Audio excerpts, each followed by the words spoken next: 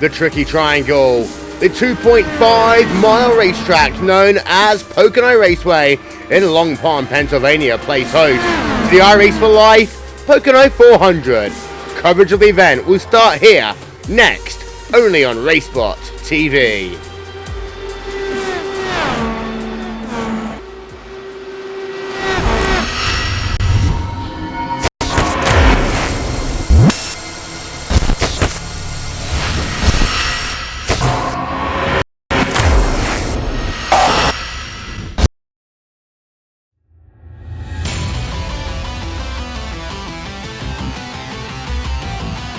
The NASCAR Peak Antifreeze Series powered by iRacing.com has officially begun. It's all in control of Brad Davies in that 11 machine. Green flag flies. He's damn near banged up though. Now the 93 is going to push the 4 of Brian Day all the way up the wall. 4 wide down to super stretch point in the front. And now the 93-39, the 3 machine goes around. Big trouble in the back. It's been the race to the win up front. Look behind him. They're 3 and 4 wide, trying to make a push to the front as the field gains speed in turn number 1. Kenny Humphrey, if he can rip it back to the start finish line, will win here at Daytona. 7 laps to go. Oh, As you love it. here we go. You love it. The 1 gets around. The 5 gets around. Big jump.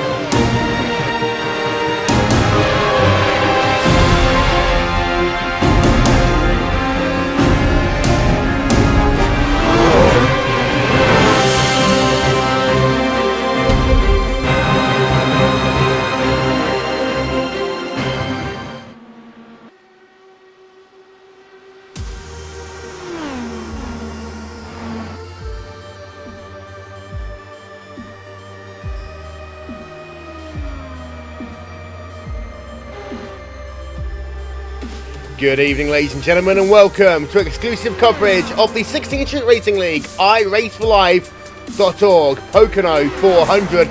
Qualifying has just gotten itself underway as drivers take to the track. They've got themselves a total of 2 laps to go as fast as they possibly can to get themselves prime position for this, the second Triple Crown event of the year.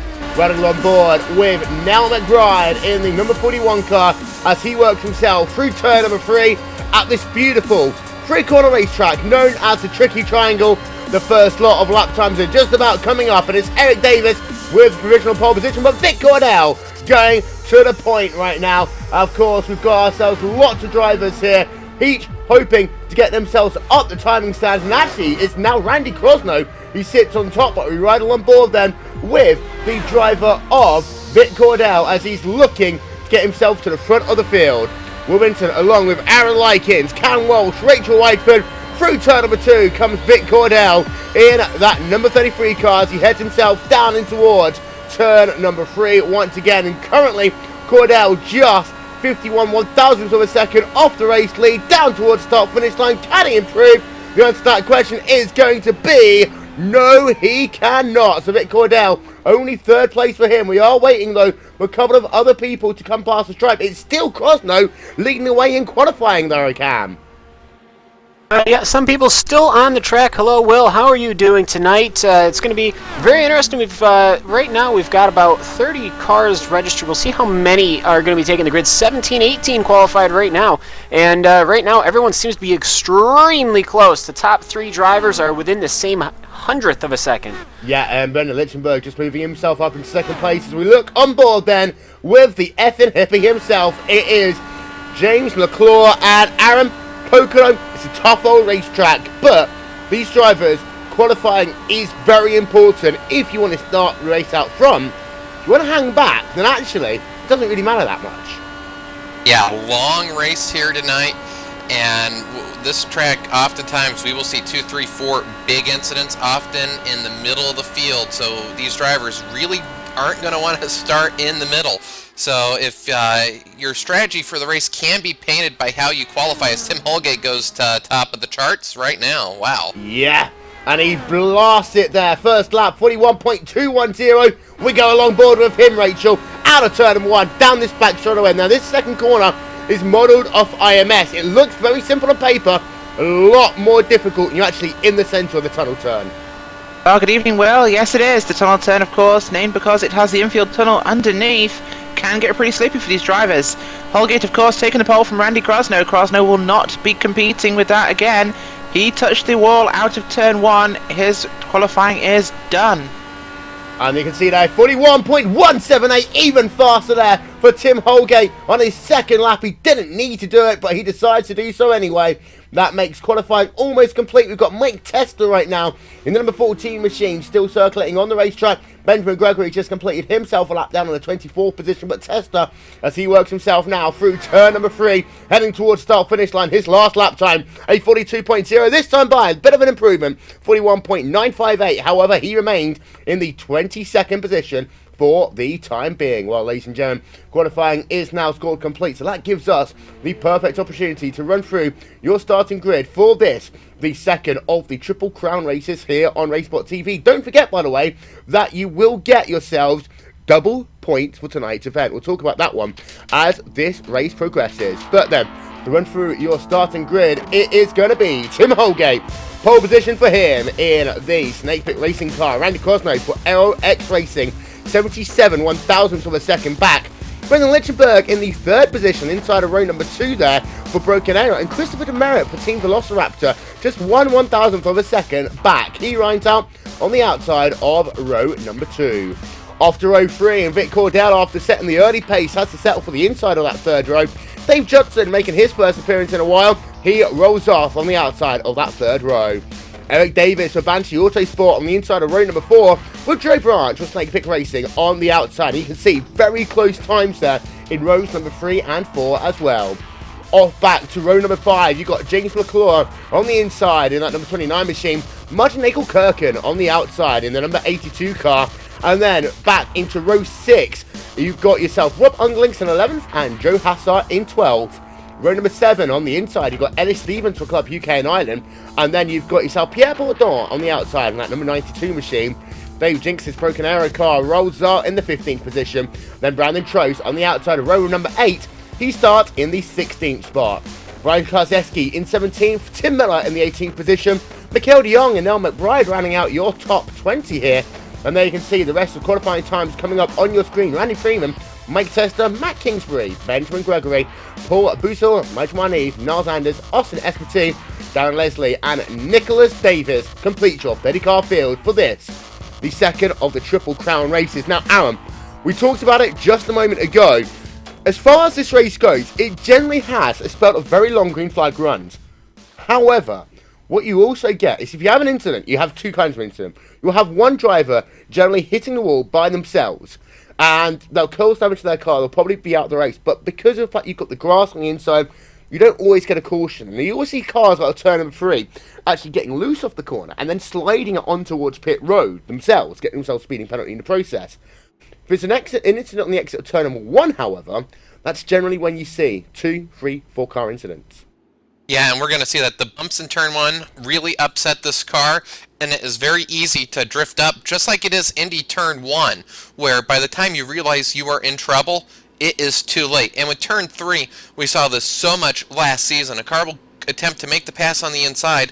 Outside car has an easier way to turn the car. Inside car is going to drift up. The outside car has no idea that car on the inside is there, and a collision. So turn 1, the exit, that's where if a car hits that wall, they can get damage and just spin to the inside, and whoever's on the inside often is an innocent bystander. So we'll have to keep an eye out with 25 cars taking qualifying times. Yellow flags, well, hopefully, how many laps did we do at Indy on our first Triple Crown event? What, 160 final? 150? Yeah, it was incredibly long. Actually, the Indy, of course, first time they ran 500 miles at that event. 160 laps here today at this 2.5-mile racetrack known as the Tricky Triangle. We'll have plenty of time to talk about the nuances of this racetrack. Don't forget, by the way, ladies and gentlemen, live timing and scoring is available for the iRace4Life.org Pocono 400. Head over to RaceSpotTV.tv/timing.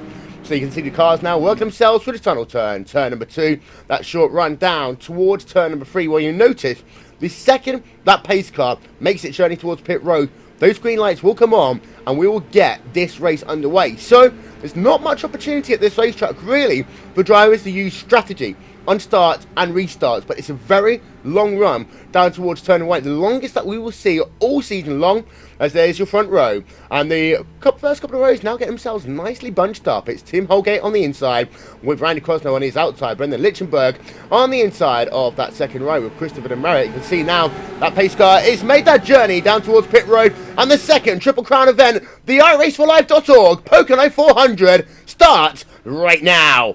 Good start then as the cars come down towards turn 1. A very good start there by Holgate. Crosno a little bit slow on the gas. That put Brendan Lichtenberg right up behind him side by side as they come down in towards turn 1 for the first time.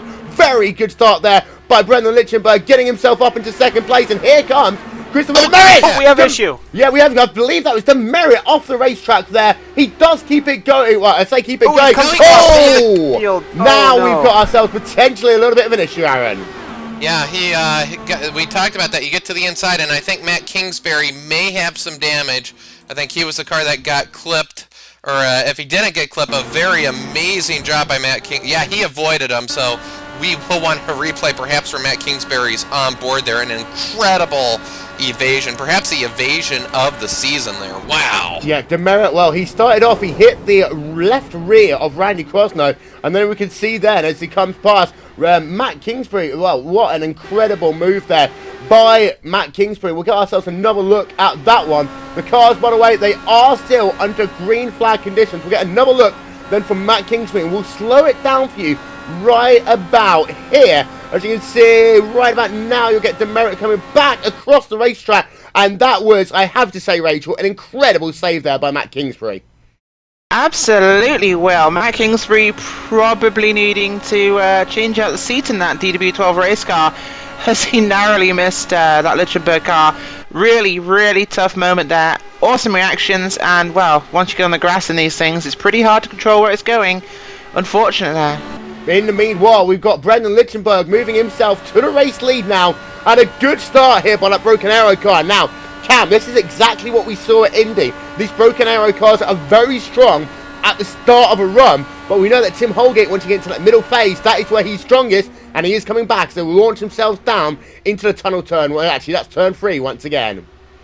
Yes, Will, and it's just going to be interesting to see what Tim Holgate's strategy is. He did have a strategy for the Indy 500. Here he is at Pocono, a track that, well, can be at least similar in times of speed. These guys are hitting 220 miles an hour before they hit turn 1. Massive speed coming through. It's just going to be, does Tim Holgate want to save his fuel and stay behind Brendan Lichtenberg, or if really this is what his car can do this early in the stint? Now, we do know that Tim Holgate's car historically does very good late in the stints, and the Broken Arrow cars tend to fall off, so it's going to be interesting to see what setup packages they bring here today to Pocono.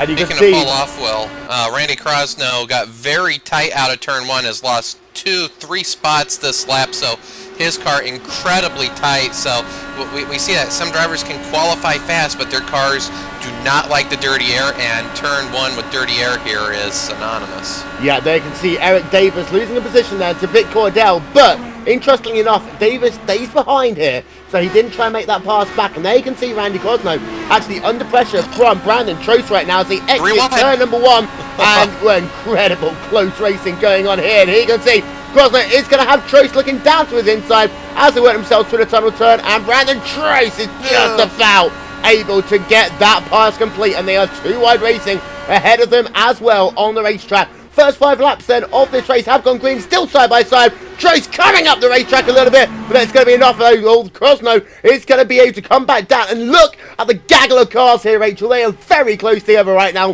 One wrong move and we can very easily have a very big impact. That's so true. If one of these guys puts a foot wrong, there will be a lot of cars involved. Nowhere to go really. We have a car on the wall for the back. Yep, so we'll get ourselves a look at that one. It is Martin Nagel-Kirkham in the OMR number 82 car, and the caution does come out for the first time here. It doesn't look as though there's anyone else involved, but we'll get ourselves a look then from Martin Nagel-Kirkin, working himself then through turn number 1. And you can see as he comes out of the corner, does he hit the wall? Yes, he does. Although I do think he got helped along the way a little bit. We'll get ourselves one more look at that one. But Martin Nagel-Kirkin is another victim in the early going here. So often, Aaron, you do see them. Just trying to figure out where he was at a point. He had that number 5 car right behind him on the racetrack. That was Mikel de Jong. I do think there's a little bit of contact between the two of them as they work themselves on the exit of turn number 1 as that field got all bunched up. But it started off with Nagel-Kirkin hitting the wall all by himself and then de Jong collecting him afterwards. Yeah, what happened there, Nagel-Kirkin was sort of following Krosno, and Krosno's been tied off of 1, so Nagel-Kirkin was sort of following that line. Krosno didn't hit the wall, but Nagel-Kirkin just was, the wall just snuck up on him there. And for de Jong, nothing he could do there, innocent bystander. But dirty air there, we're seeing first every lap more and more cars were tracking out to the wall, so tire wear and clean air are going to be something that are going to be critical. So as this race progresses, strategy. I think we're going to see a lot of split strategies to try to get to clean air. Well, you can see it's Brendan Lichtenberg currently leading the way. It's Tim Holgate in second place. Dave Judson up into third position. Vic Cordell in fourth. And then Joe Brandt rounding out your top 5. Pit road will be open this time by Cam. It's early on into a stint. We've only scored 6 laps complete. But for a couple of people at the rear of the field, it's a chance to top off and potentially get themselves a little bit of a strategy game being played in the early going. Well, it's definitely going to be an interesting thing to see what people want to do, whether it's going to be tires or fuel. I'm not sure we're going to have any takers in the front of the field, obviously, but we'll have to see as they are coming past the entry to it. And do we have any takers? No, people are creeping down, but none of them are coming. And then some of the mid-packers come back. Joe Hassert, Randy Krosno comes down. I believe that's Brandon Trost as well, potentially coming in to make some adjustments. And then a whole gaggle, pretty much the entire rear of the field. Brian Karzweski, Mike Testa, Randy Freeman, Tim Miller, Benjamin Gregory, Niles, and James McClure come in. So they'll all be coming in, getting fuel and tires, Will. Yeah, but there you can see Randy Krosno on pit road as well. Of course, he had a tough start to this day, looking to make some adjustments to his race car. But it will be a race out of pit road. Not really. There you can see just a couple of cars then making that journey in the mid-pack. But always you get a situation where if one driver comes in, it's Brandon Trost leads field out of pit road, Joe Hassett second in line, then it's Randy Krosno, then Pierre Bondon right behind him, then Mike Testa, and then Brian Karzweski. You get one driver coming in, they bring in a train right behind them. We'll talk about that one in just 1 moment's time. We'll step aside for just 1 moment. We'll be back after this. You are watching RaceSpotTV. We're going to go side by side.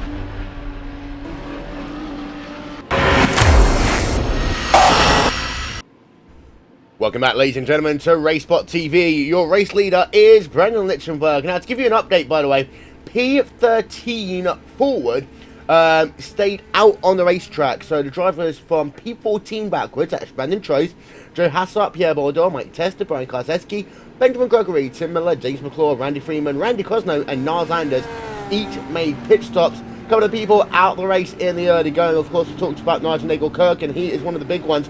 You've also got, there you can see, Christopher DeMero on pit road. His car is completely broken right now in that number 144 car. So he will be taking no further part in today's event. Out front though, single file restarts, and this is where things are going to get mighty interesting at Pocono. You can see already Brendan Lichtenberg is trying to leave a bit of a gap to that pace car. You also run it all the way to that outside line, because the last thing you want to do is have someone trying to sneak around the outside on what is a very quick restart procedure here at Pocono. That pace car now comes out of corner number 3, getting set for the restart then.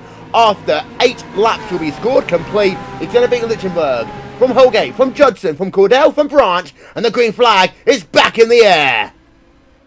A couple of slow starters down the mid part of the field, and there you can see the outside line, the outside train getting going. Got a slow dive down in the middle of that pack as the cars come down in towards turn number 1. Joe Branch trying to make a move and completing it then over Vic Cordell as they work themselves back through 1 and 2, Rachel.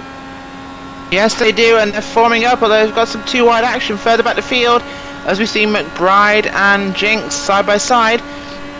Jinx looking for a place into that line. He gets back in line before the tunnel turn.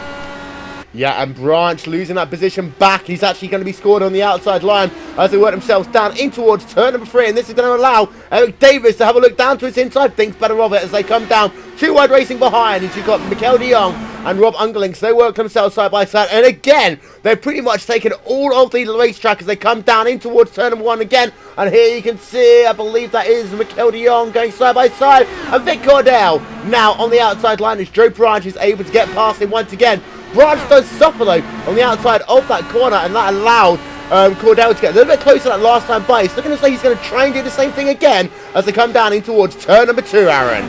Oh, this is great stuff. 4th place on back, just so much passing. And with these tires, you really have to fight early as the run progresses. It gets harder and harder to make moves. So right now, the reason why we are seeing the tempo so fast is these drivers need to pick off these positions quickly. Yeah, once again, back to the inside. Yeah, we've also got McBride thinking about going to the inside of Rob Ungerling. Battle for P9 on the racetrack. Not quite close enough to make that pass, however. As you can see again, Branch and Cordell battling for position as they work themselves through corner number 1, down this back straightaway. Now the thing is, Joe Branch seems to be very good in that first corner, but Vic Cordell is much better in turn number 2. As you can see there, been able to get himself past Joe Branch once again as they work themselves down towards turn number 3. And that's the key part about this racetrack here, Cam. You always have to think, which driver do you want, so which turn do you want to compromise the most? For most people, it's turn 2, and it does look as though that Vic Cordell is taking a slightly different strategy, as we've got out front, Dave Judson going to the point. Yes, as Tim Holgate loses another position. Don't know if this is how the car is breaking in after this 2-tire wear or not. It's Dave Judson's going for the lead on the outside of Brandon Lichtenberg. It's going to be interesting to see who yields into turn number 2 there. As the rest of the field comes in, they're really starting to get single file there. Where it bunches up is about where, and yes, Dave Judson does go ahead into the lead. Now, I don't believe Brendan Lichtenberg really planned on fighting too hard for that. I'd take the free fuel. Oh! Treble both of them into the wall! Oh!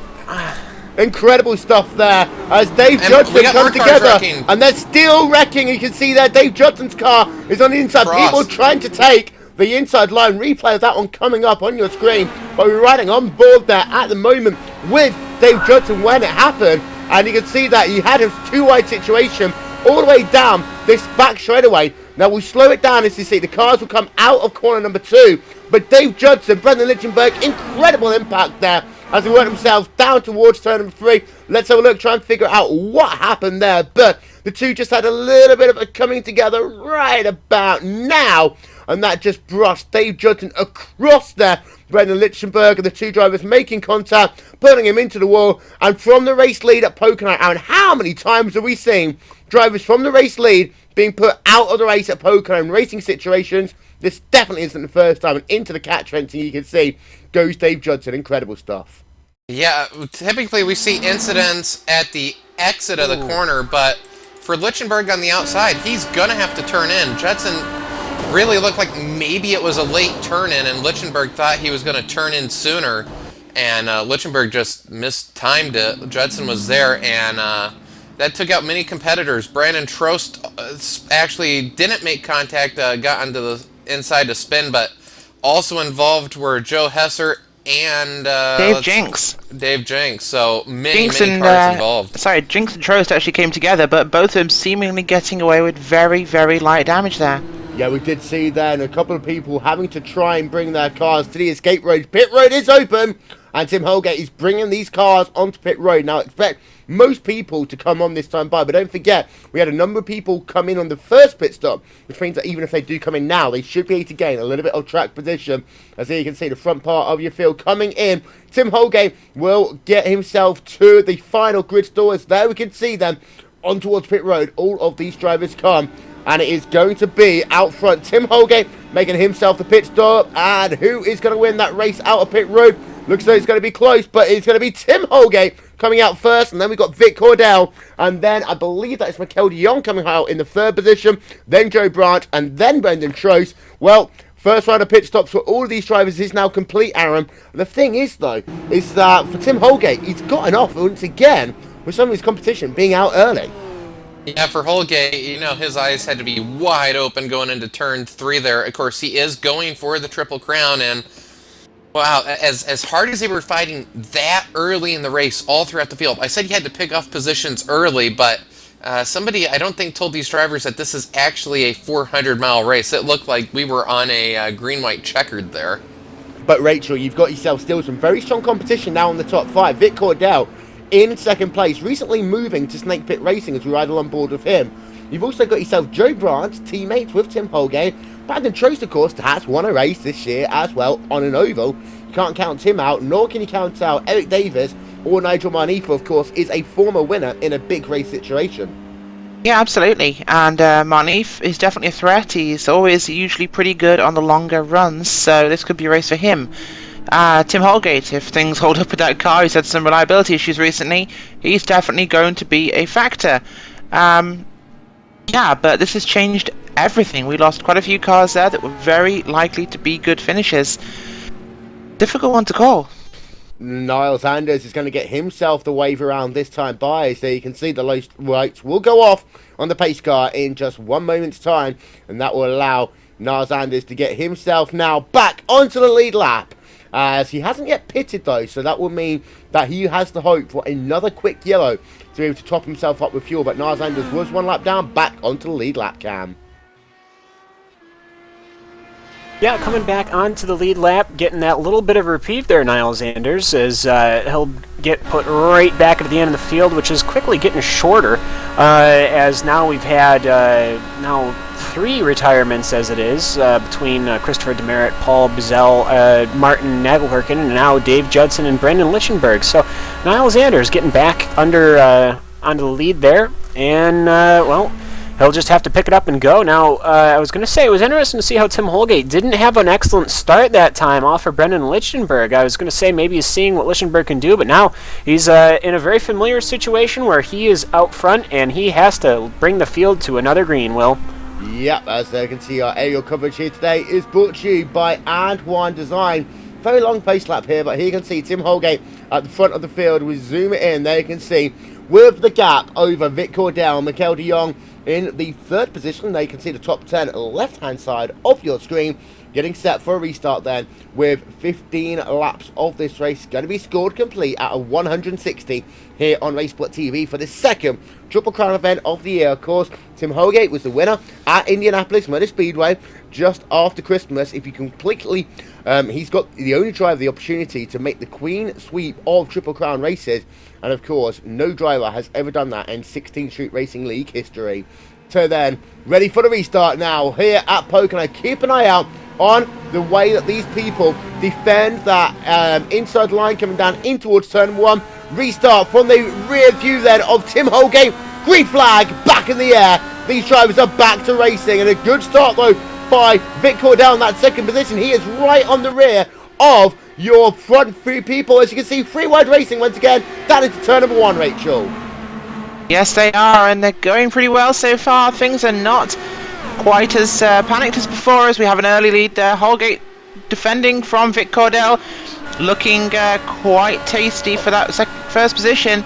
Inside though, we got Michael DeYoung and Joe Branch looking for positions. You've got Brandon Trost in that look as well. They can see Joe Branch in third place. The draft though, Aaron, the draft that Joe Branch got through turn number 2 was incredible, as they are too wide, too deep, so they work themselves down towards the start-finish rate again. You can see them all fanning out, trying to get themselves a lane, pick the lane they're going to go into, and all the way down the field, you've got this close to almost 3-wide racing, as you've got now Pierre Bourdon, now McBride going side by side into turn number 1, right on board with Bourdon. He's actually losing a little bit of ground right now. They're 2 wide behind him with Matt Kingsbury and Brian Karzeski. But those first couple of laps, the draft that Joe Branch got was just incredible. Oh, Joe Branch's car handles really good on fresh tires coming out of turn 1. That draft that he got, very reminiscent to what we saw in the, really the 2014 Indy 500, the real life version, the suck up that we are seeing. I think if these drivers wanted to, we could have 80 lead changes. The draft right now is absolutely massive, which means it's going to be, I think we're going to see a lot of fighting for 4th, 5th, 6th, 7th, 8th to be in a position to be able to strike, because if you're not in the top 3, you're not going to have a chance at the race win. At the same time, though, you got to be careful of the turn 1 walls. Brandon Trost got really tight. Joe Branch was going to the inside to avoid thinking there would be an incident. 3 wide behind. That's not going to work. Into the tunnel, turn 3 wide. They somehow managed to make it work. Incredible stuff there. You had Joe Hasser, Nigel Barneath in the mix, and also, I believe Pierre Bourdon was around there as well. Somehow, Rachel, you're able to get through turn number 2 at Pocono in an IndyCar 3 wide and get away with it. That does not happen very often at all. Well, those guys giving each other maximum respect on the racetrack, and they made it work. And threading the needle there, you can see Joe Hasser. You had yourself Eric Davis on the inside as well. They came down into the tunnel turn. Now, Hasser actually pushed up wide, and still somehow they were able to get through without any incident. Yes, Aaron? Hasser did hit the wall out of 1. He is slow. I think his race is done. Yeah, we'll get ourselves one more look at this one then, and they can see Hasser coming out of the corner. He did going back down to 2 wide, so worked himself down in towards turn number 3, but we'll get a look then of him hitting the wall. We do stay green for the time being, as Brandon Trost, by the way, getting himself now up into 2nd place on the racetrack. So Trost, again, running very strongly in an over race cam, and it looks as though that this young driver is finally coming of age as far as these big race situations going. Winning, of course, a little bit earlier on this season at Gateway, and of course winning it in the position to win yet another race. I think for him, ever since Indy, it's been a turning point for that driver. Well, it really has, and it's been a playing game here of fuel mileage for Brandon Trost. It seems that every time we're here on an oval, as he goes down to the lead of Tim Holgate, he sneaks it down on turn 3, up the exit they will go, as Brandon Trost is now ahead, but Tim Holgate will have the power. He will easily have that by turn 1, I believe, as long as Brandon Trost plays nice with Vic Caudell waiting in the back. Wings there, but ultimately, actually, Brandon will fight back coming through these 2 turns. Very interesting they're fighting lap 22. I would be perfectly happy and sitting back and getting the fuel mileage, but ultimately, Brandon Trost wanting to lead this race is, well, he is definitely on a different fuel strategy from Tim Holgate once again, just as we saw at Indianapolis, Will. Yeah, there you can see very close racing then between Brandon Trost and Tim Holgate. They are side by side. They continue to battle side by side in the battle for the race lead. Now, of course, there is a separate thing here. Double point in this race. If Trost can win this race, and again, he looks down to the inside out of turn number 3. And the thing is, what he did there, and he set it up perfectly. And this is what we've been seeing drivers do all race long. Getting themselves out of turn number 3, taking that inside line. Trost that time deciding to stick in line for now. Of course, you push too hard, those tyres will fall away with you, and that is something that you've got to pay attention to. As Marneef has been able to claw himself now up into 4th position, but is under pressure from Joe Branch, who currently runs in the 5th spot. Yeah, amazing stuff so far between Holgate and Trost. And what I've been amazed at, Trost's car, he has a higher line in turn 1. Everybody else is down low. We're seeing Tim Holgate, which is the reason why 2 laps ago Trost was able to maintain the lead, was Holgate had to worry about the bumps on the inside. If you run up high, there are no bumps, as is that Vic Caudell going for 2nd place down the inside, and this is going to be those bumps down there. I think Trost may get the run out of the corner, not so much that time. They're going to go side by side, but no. I think the reason why we're seeing extra issues with turn 1 today, checking the weather, we have a southwesterly wind of 12 miles an hour, so that's blowing right across turn 1 as Tross is going to go to the inside for the lead yet again. Yeah, and here you can see then Brandon Trost looking at him, and he's moving back to the race lead then. 24 laps out of 160. He's going to be scored complete. This time by Brandon Trost, who's going to going to be classified as your race leader. But here you can see Tim Holgate right behind him as well. And while Vic Cordell is slotted down into that third position, as here comes Holgate back to the point. Almost no, he will stay in line for the time being. But incredibly impressed, Rachel, by Nigel Marneef in that number 69 car, running the Magnus colours here today as he works himself now down towards turn number 2, just crawling up on the rear of Vic Cordell. Yeah, that beautiful Magnus Irish cider cars all over the back of Vic Cordell and that DHL machine. Definitely looking to move up. He's a strong contender in the long runs, and hopefully with things settling down now, Will, a long run is exactly what we're going to have. And that is what we so often see at these type of events, Cam. You always get the bunching up early on, but now it's fallen down a little bit. Here you can see Eric Davis rear of this front train. He's got a 1.5 second advantage over Nell McBride, and that second pack is very sparse right now. In fact, you have to go back. You can see, though, Matt Kingsbury going side by side and getting himself past Mikel Dion, who really has fallen back at this stage of the race. Well, Will, it was interesting to see how almost right after that restart there were two definitive packs between Niles Anders and the rest of the field, almost up from 10th onward. As well, you can see what's happened since then. Now, Niall McBride has been slowly clawing that back, surprisingly, even though he is by himself, and Eric Davis has actually been sliding back a little ways as Brandon Trost once again goes to the inside of Tim Holgate. I think these guys played this game before at Indianapolis there, didn't they? They did, and there you can see, down to the inside, and scored complete these past them. Of course, one of the words that you need to bring into this one is respect! As Holgate almost hitting the wall there. I think he might have just grazed it. Get ourselves another look at one, but he pushed very high there at the exit of turn number 1. He's fallen down to the 4th position. He has actually dropped a little bit of speed off, but we'll have a look then. Down into turn number 1. Has Holgate just binned his race? You can see there, out of turn number 1, he just pushed high, and the second you get up that hill, Aaron, it's almost always going to be game over, and he just, and I mean he just missed it. And right now, I think Holgate's best friend in the world is Nigel Marneef. Big shout out to Marneef's reaction to not hit the rear end of Holgate. That happens so often. Might have been slight contact, but not enough to bend. Looking at Marneef's wing, might have been contact, but it was definite contact. Yeah. Such the speeds were so close that no damage to Marneef's front wing, and it looks like both drivers got away with it. And for Trust right now, he has the biggest lead we've seen of the race. Yeah, very, very lucky there. And that could have easily been a 4-5 car impact. But there you can see Tim Holgate now down in the pack with 28 laps of this race scored complete. But as we just alluded to, Brandon Trace now has a 1 second advantage over Vic Cordell, who goes down to the inside of Joe Brandt in the battle for the 2nd position on the racetrack. So then, 29 laps out of 160 going to be scored complete this time, Brian. We're going to step aside for just 1 moment, but you won't miss anything as we're going to take you side by side. We'll be right back.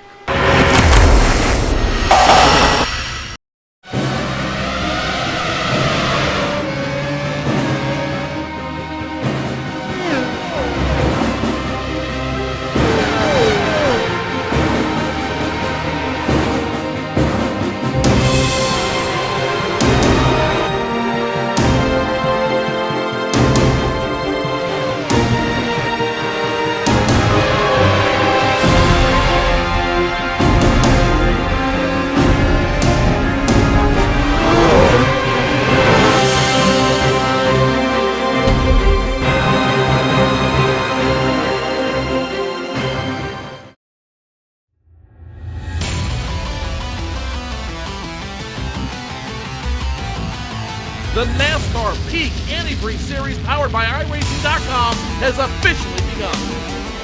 It's all in control of Brad Davies in that 11 machine. Green flag flies.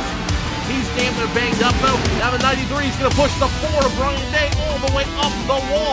4 wide down the super stretch point in the turn.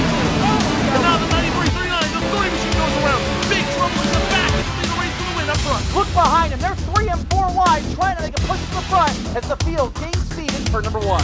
Kenny Humphrey, if he can rip it back to the start finish line, will win here at Daytona. 7 laps to go. Oh, As you Brad love it. Davies, here we go. You love it. The 1 gets around. The 5 gets around. Big jump for first place.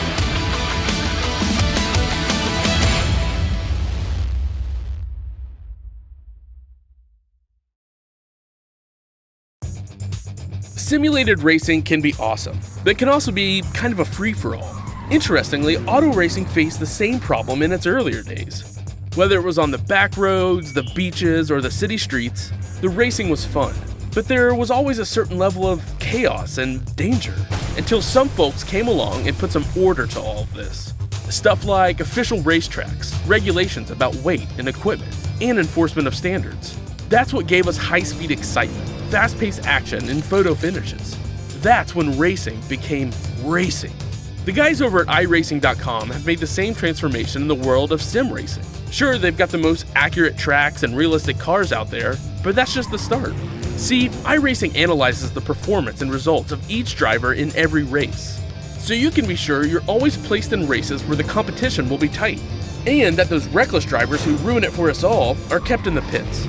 Not to mention that with over 45,000 active members already in their vast community, you can find races day and night, so you can always get in on the action.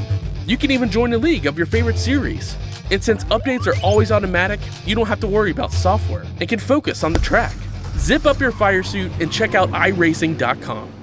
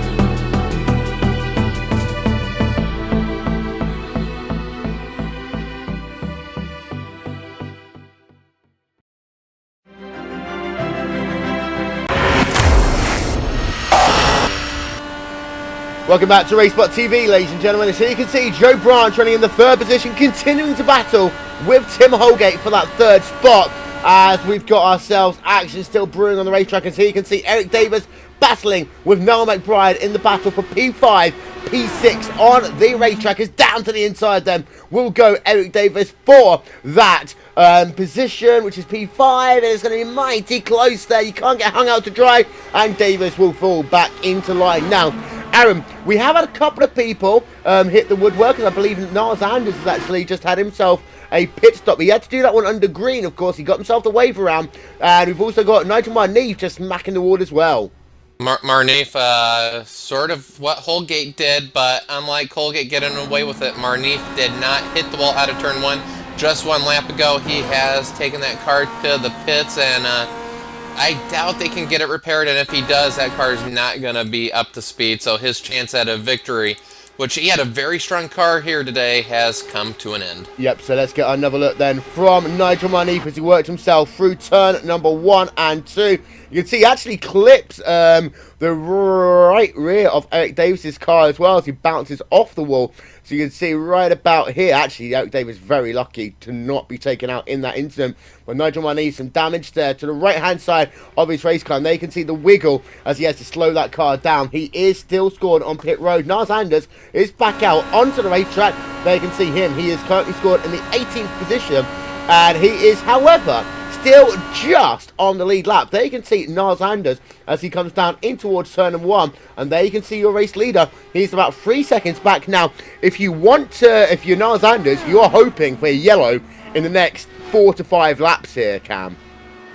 Well, and judging by how many people keep brushing up against this outside wall off of turn 1, it may potentially happen here, as we've also had Randy Crosno, somebody who does normally very well on ovals, also ending his race. Qualified second, ended up just crashing into that outside wall off of turn 1, coming to a stop. He got out of the car, no caution or anything, but Randy Crosno's out, and Randy Freeman's also had some damage. He's back out on track, though, as well as Nigel Marneath just out of the car. So Niles Anders getting, it should be a couple laps before Brandon Trost catches up to him, but I think most of the field is spread out right now, as we do have a couple of two-wide actions still around Eric Davis, though. Yeah, we're actually right on board with De Jong as he worked himself through turn number 1, Aaron. Yeah, one thing we got to watch for as we get closer to green flag pit stops, this track is notorious for speeding penalties. We saw the unflappable Matt Cook make one of the few uncharacteristic mistakes last year, getting a speeding penalty here. So getting onto pit road here, as that was side-by-side in the tunnel turn by De Jong and Davis.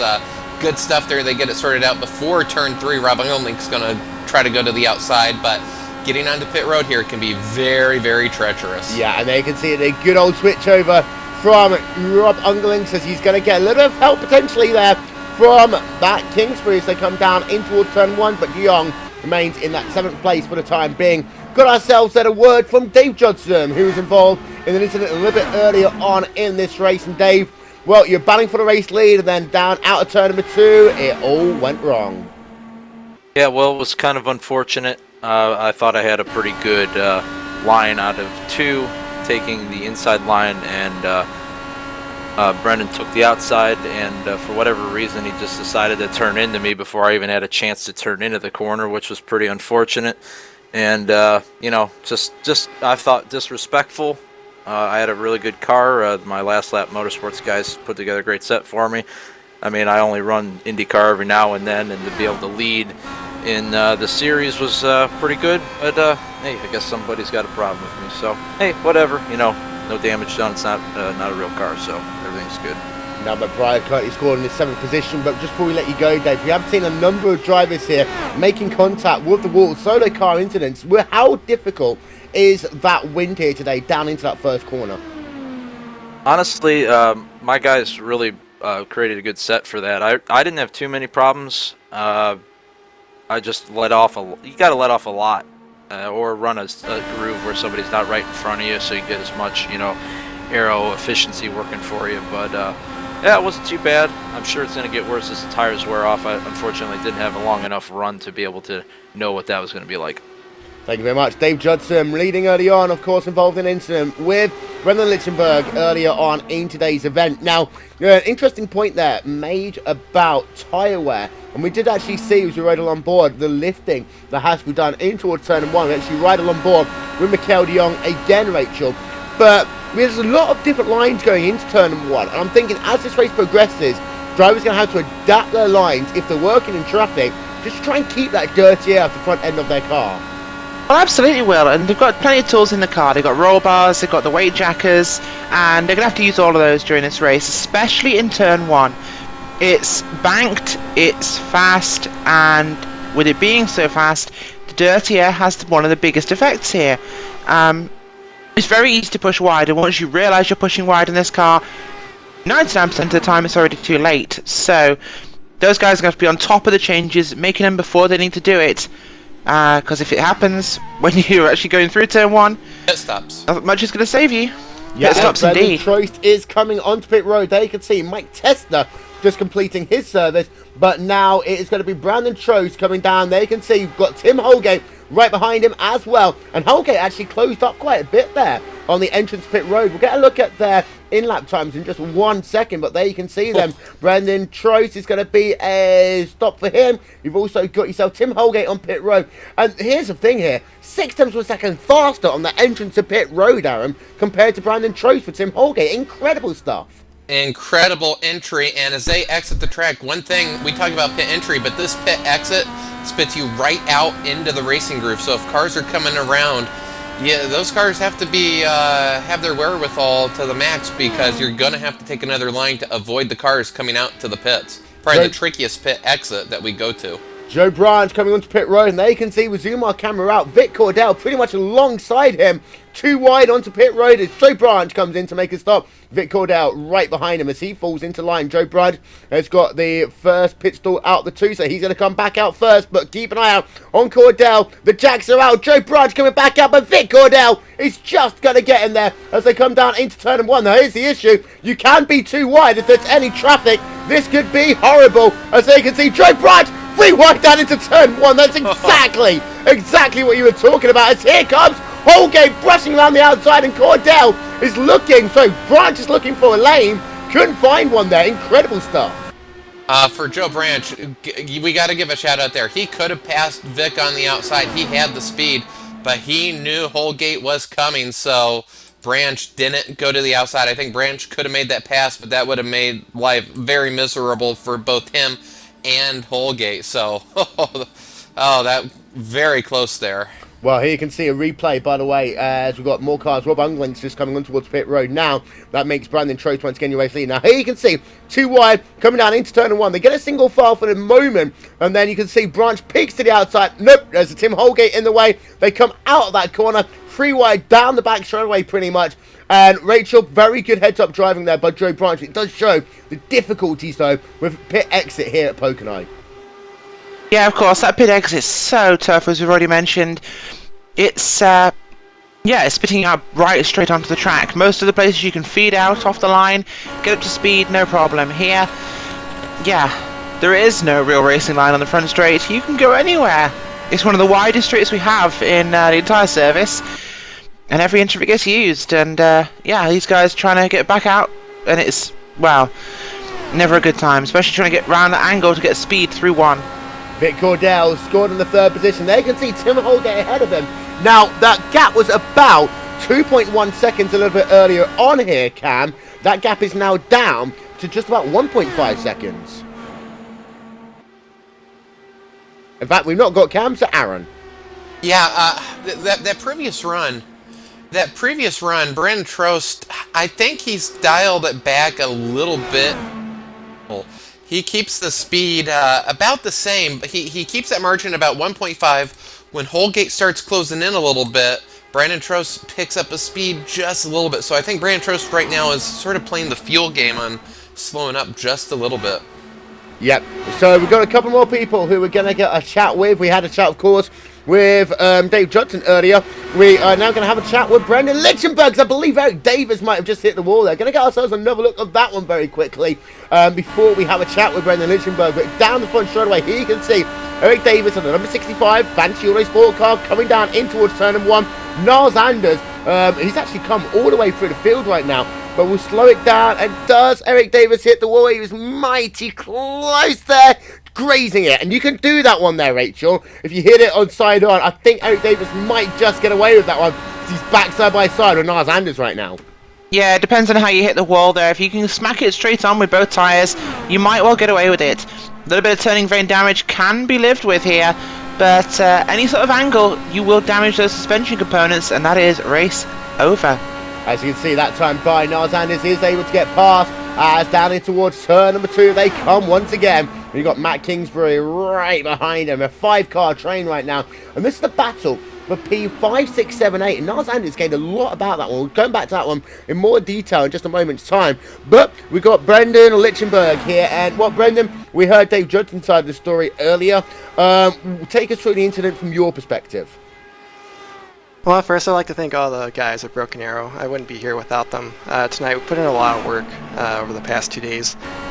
As for the incident, I think it's rather unfortunate because it took out two pretty good cars, so I really don't understand how or why that happened. I was up in the 5th lane and I turned in, and the other person didn't turn, so I guess I was expected to take the 5th lane, but I don't know. Well, of course, you've had yourself an interesting season so far. Triple crowd event, of course, double points involved in that one. What do you think that's going to do as far as your overall championship hopes go? I'm still kind of a ways away to think about that. We got another double points event at Auto Club, so there's that to look forward to. Got plenty of ovals, got plenty of road courses, which I've really improved on this season. I'm really happy about that. it's going to be tough, not going to lie, but it's going to be, I give it all I can. It's just unfortunate it's ruined by one guy who's not run a race at all this season.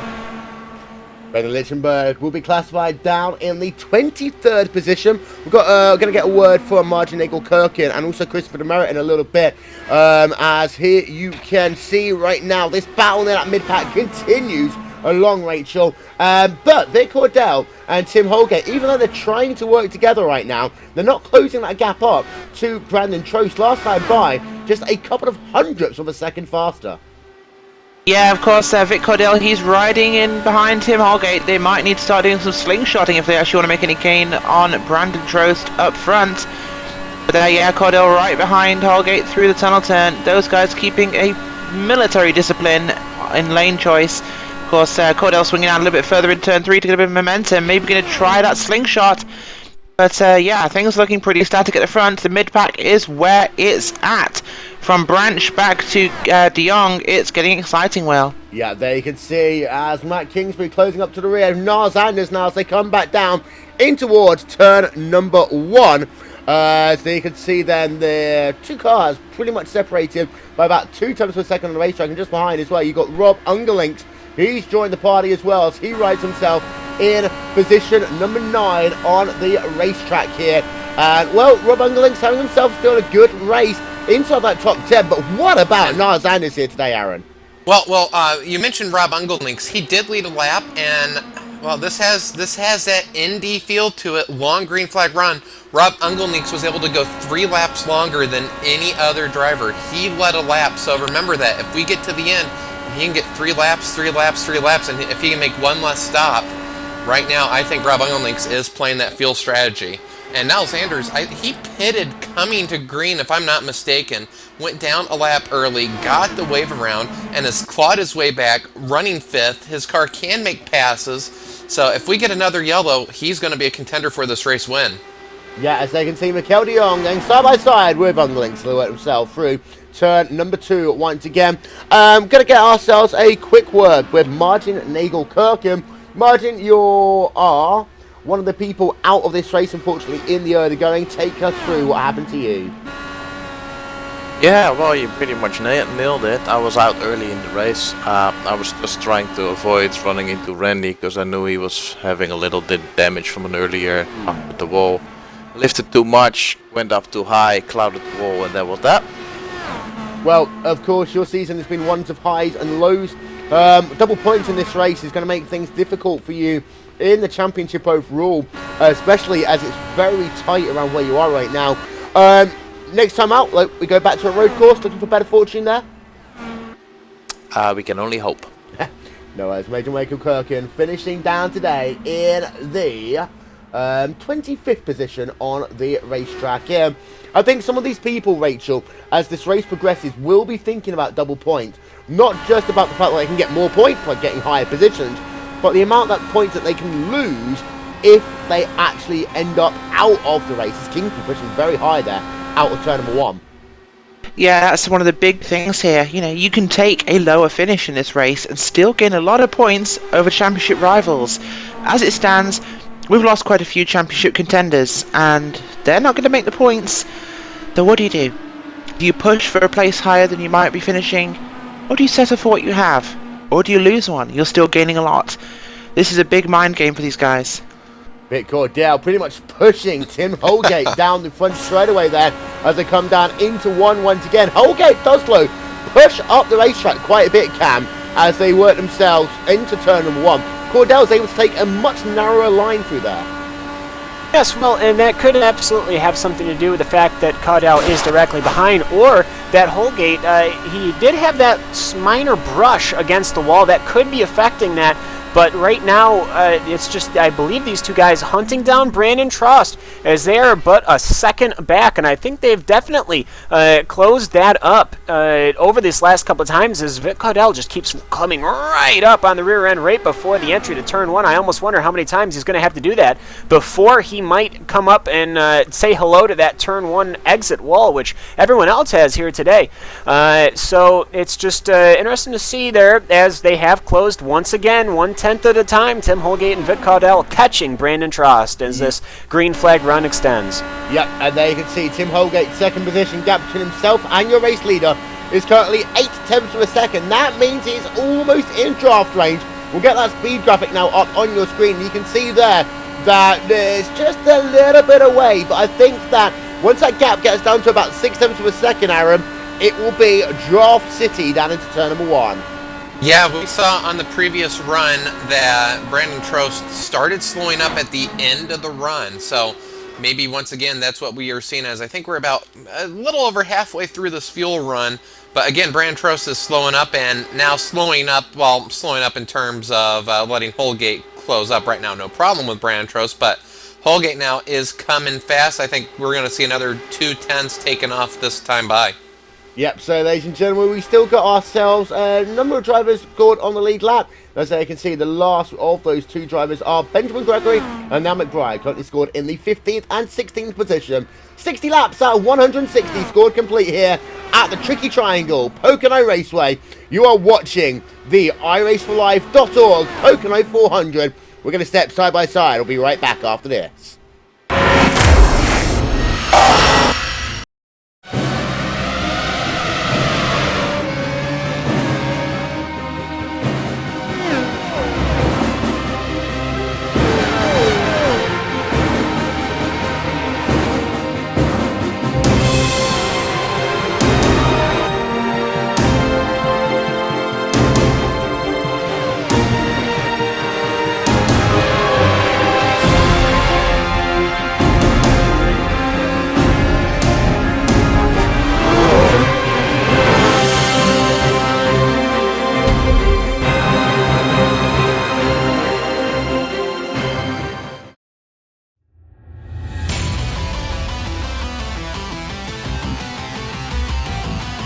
The NASCAR Peak Antifreeze Series powered by iRacing.com has officially begun. It's all in control of Brad Davies in that 11 machine. Green. Welcome back, ladies and gentlemen. Caution is out here as Niles Anders bites the dust. There you can see we're going to get ourselves a replay of that one for you. And another victim of the turn 1 wall. So you can see then running along board with Niles Anders. And, well, he just hits the dust down the exit of turn 1. We'll slow it down for you on the exit of the corner. Aaron, he just comes up the hill. And once again, as soon as you start coming up that hill, it's going to be very, very, very difficult to avoid hitting that wall. Yeah, we've said it several times. By the time you realize you're in trouble, it is too late, and you start turning the wheel harder, harder, harder. And then when you hit that wall, the front end comes up just a little bit. Then the wheels bite, and it's a one-way ticket into the inside wall. Hit it hard enough, you're going to ricochet back into the racing line, triggering the yellow flag, and that's where we are at. So then you can see Niles Anders slamming that wall, and then you can see he hits that inside guardrail as well, flipping that car upside down, and that's why, because he came back out onto the racetrack, very close actually to hitting Karzeski, but Niles Anders is classified as out of the race, and, well, we have got ourselves now, another situation where we could well get a bit of a split strategy here, Aaron. Yeah, we've done about 30 laps, so somebody would have to take a real big gamble. But if you're up front, you can pit here. If you have the pace, you can pit here under green and not lose a lap. But I think we're going to see everybody come in. Well, here you are then. We're going to get ourselves pit stops underway once again. As here you can see Brandon Trost coming onto pit road, and this entire field looking as though they are gonna come in, save 1 or 2 drivers. I think they are scored laps down, but there you can see pretty much your entire field coming onto pit road one more time. As we're gonna Pierre Baudin staying out. Okay, so lead lap. 1 driver will stay out on the racetrack, but Brandon Trost, there you can see then the cars all coming down to get themselves some new tyres, come back out onto the racetrack. Trost is already back out, and it looks as though that he will just... No! Holgate's going to get the battle won there out of pit road, so it's going to be Holgate who wins it there by the narrowest of margins, Aaron. Yeah, great stop by Holgate, and I think his car does like the cleaner air. which Holgate has restarted up front many times this season. So for Tross, let's see what type of restart he gets. And Joe Branch is going to be restarting third. We know how good his car is off of turn 1 on that initial lap, so he may get a 2-for-1 special. I wouldn't be too surprised if we see Joe Branch leading going into turn 2. Yep. So, under caution, once again here after a very long green flag run at Pocono Raceway. We'll be back after these messages. You're watching RaceSpotTV.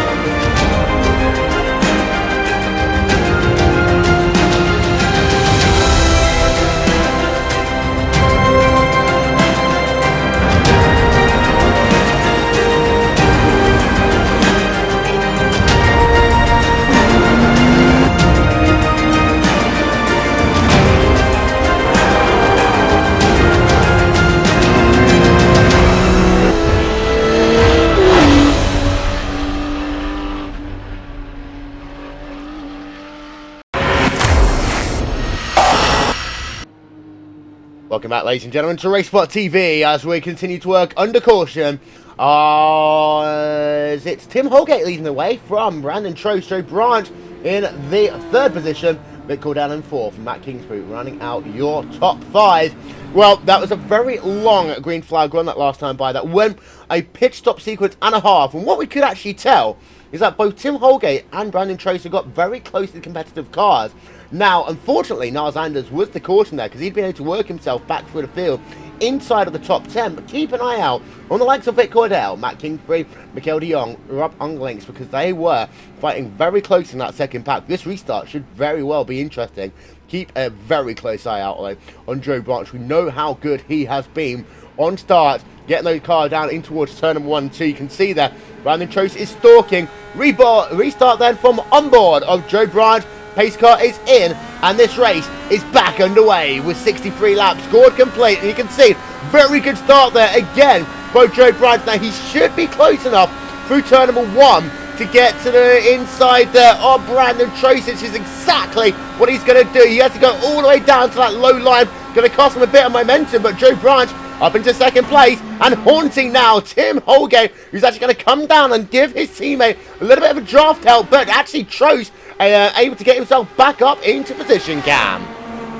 Yeah, and it was another good start by Tim Holgate. Brandon Trost once again unable to figure out Tim Holgate, but he doesn't really need to as he's coming out onto the inside.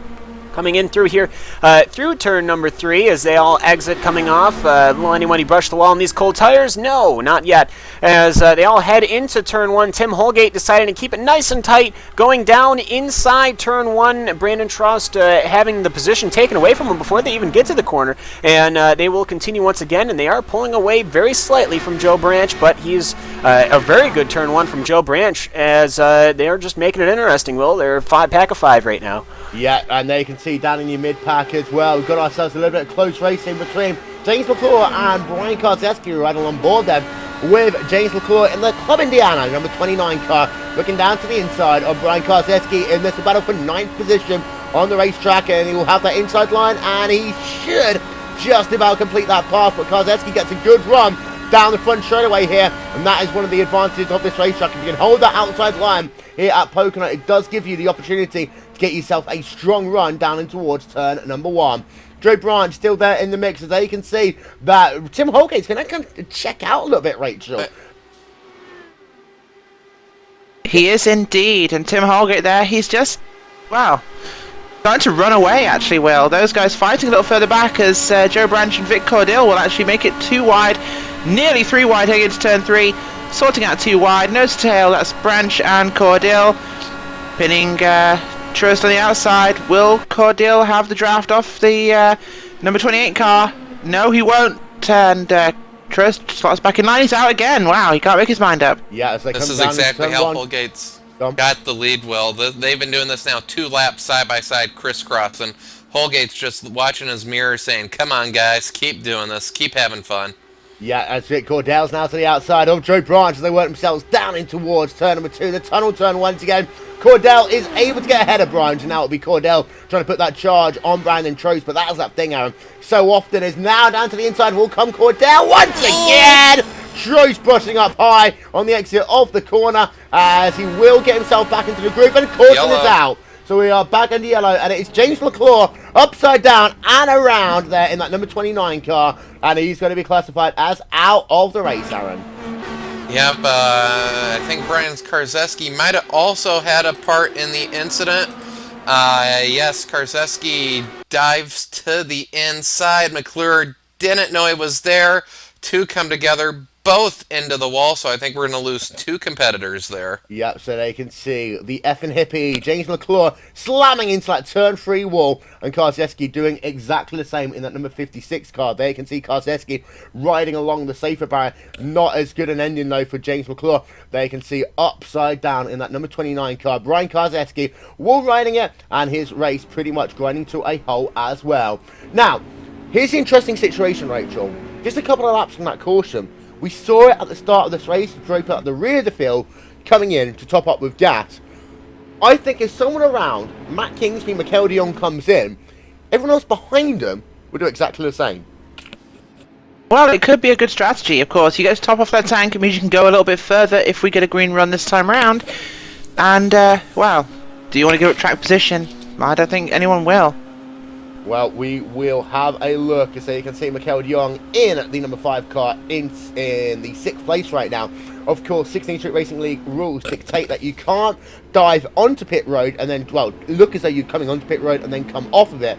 But it's such a long, wide front straightaway here that you can see these cars can decide to angle it in. And in fact, you are going to have de Jong come in. Trost will come in at the very last moment as well. Everyone else is coming in behind and deserting pretty much Tim Holgate on the racetrack. And, well, Aaron, I called it. Yes, you did, and I was expecting Brandon Trost to come in. He's really been the, I guess, the most strategic racer this season.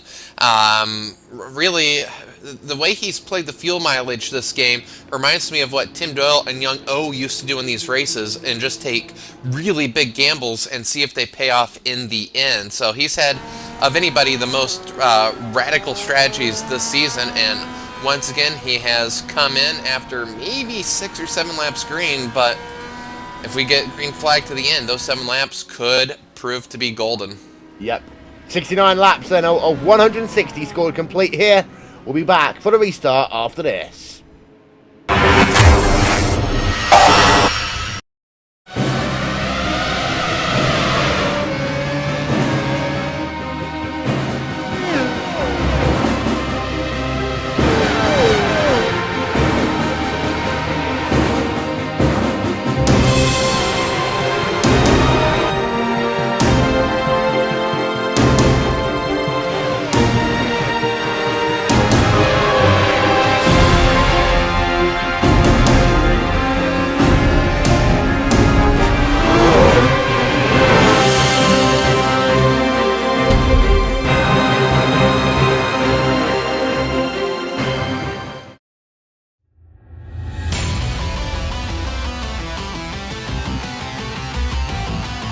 The NASCAR Peak Antifreeze Series powered by iRacing.com has officially begun.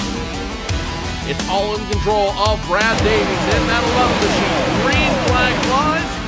He's damn near banged up though. Now the 93 is going to push the 4 of Brian Day all the way up the wall. 4 wide down the superstar going to the turn. And now the 93, 39, the 3 machine goes around. Big trouble in the back. It's the race to the win up front. Look behind him. They're 3 and 4 wide, trying to make a push to the front as the field gains speed in turn number 1. Kenny Humphrey, if he can rip it back to the start finish line, will win here at Daytona. 7 laps to go. Oh, As you love it. here we go. You love it. The 1 gets around. The 5 gets around. Big jump.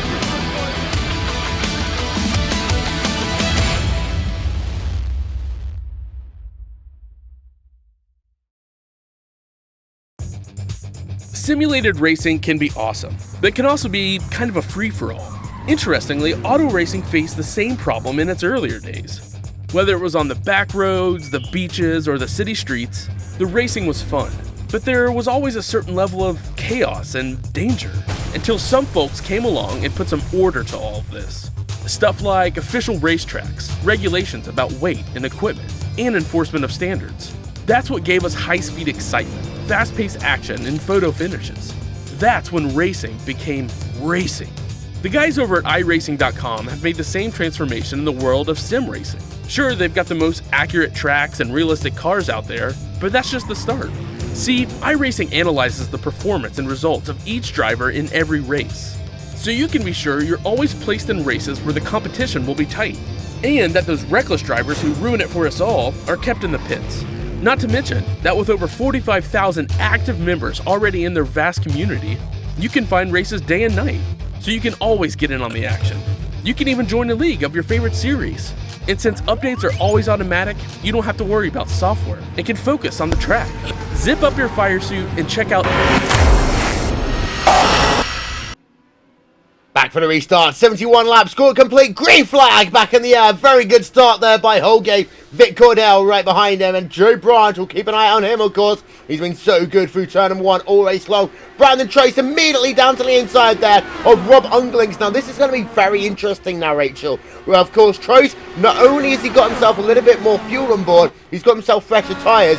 He needs to make use of them in the early part of this stint. Yes, he does, and of course he has to keep his eyes there on Rob Underlings on his outside through tunnel turn.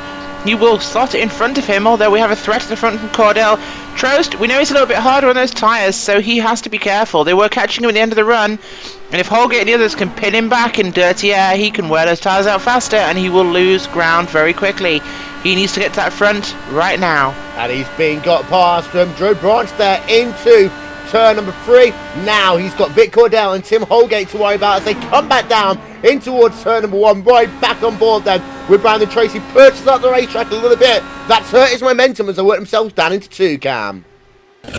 Yeah, another good restart from Tim Holgate. I almost have to wonder what Vic Cordell is going to do. Vic Cordell and Tim Holgate, of course, in that train, just as they are now, was able to catch Brandon Trost, who had a massive lead. So now it's just going to be interesting to see whether Brandon Trost will end up forcing the subject, or Vic Cordell and Tim Holgate can see if they can try and get away from that red Delara DW12. Doesn't look like it's going to be, though, as right now it looks like Brandon Trost is going to pick off. No, actually, Vic Cordell going to the inside of Tim Holgate. So Vic Cordell looking to go to the front right now as it's another pack of 5 cars in the front. Oh, Trace close to the wall there on the exit of turn number 1. Somehow able to keep it off of the wall, but Cordell losing momentum as well, and Joe Branch will look to his inside as they come down into that tunnel turn number 2. Very close racing at the start of this restart once again, which is what we've seen pretty much all race long, but now it's Holgate out in front. Brandon Trace taking a very wide line through turn number 3. He's been doing it pretty much all race long. We go back along board with him, and here you can see them. The speed differential, it's absolutely huge. As to the inside will come then Brandon Trost, and he is now scored as your race leader as they come down in towards turn number 1, Aaron. That's a power statement because he does have his Holgate's up, almost into the wall. That's going to allow Vic and maybe Branch to get through. So Holgate, the Dirty Eric, catches him out yet again, and once again using, if he were a cat, I think he'd be on about lap or life 4 or 5 right now, flirting with that turn 1 wall. But for Brandon Trost, interesting here. 1, he is heavier, he has more fuel, but 2, the speed that we've had, is that the difference tires make? keep an eye on that. If we lose some more cars and we have a yellow late, will tires be the difference? Well, actually, I remember Tim Doyle. We talked about him earlier and what Brandon Trace is doing at the moment. Tim Doyle used to do that exact same strategy at the short tracks, places like Richmond. It applies here at this racetrack. We're getting another look then from, you can see Holgate having to get right out the gas. And Holgate's been, I think, the best driver at kind of predicting whether that car is going to shoot up the hill, Aaron. And he's been very lucky now, at least the third time in this race, that he's been able to get himself away from danger, back up into second place. But now, Brandon Trace has once again a 1 second lead. You got to ask, though, how many times can you get away with it? There is no margin for error there.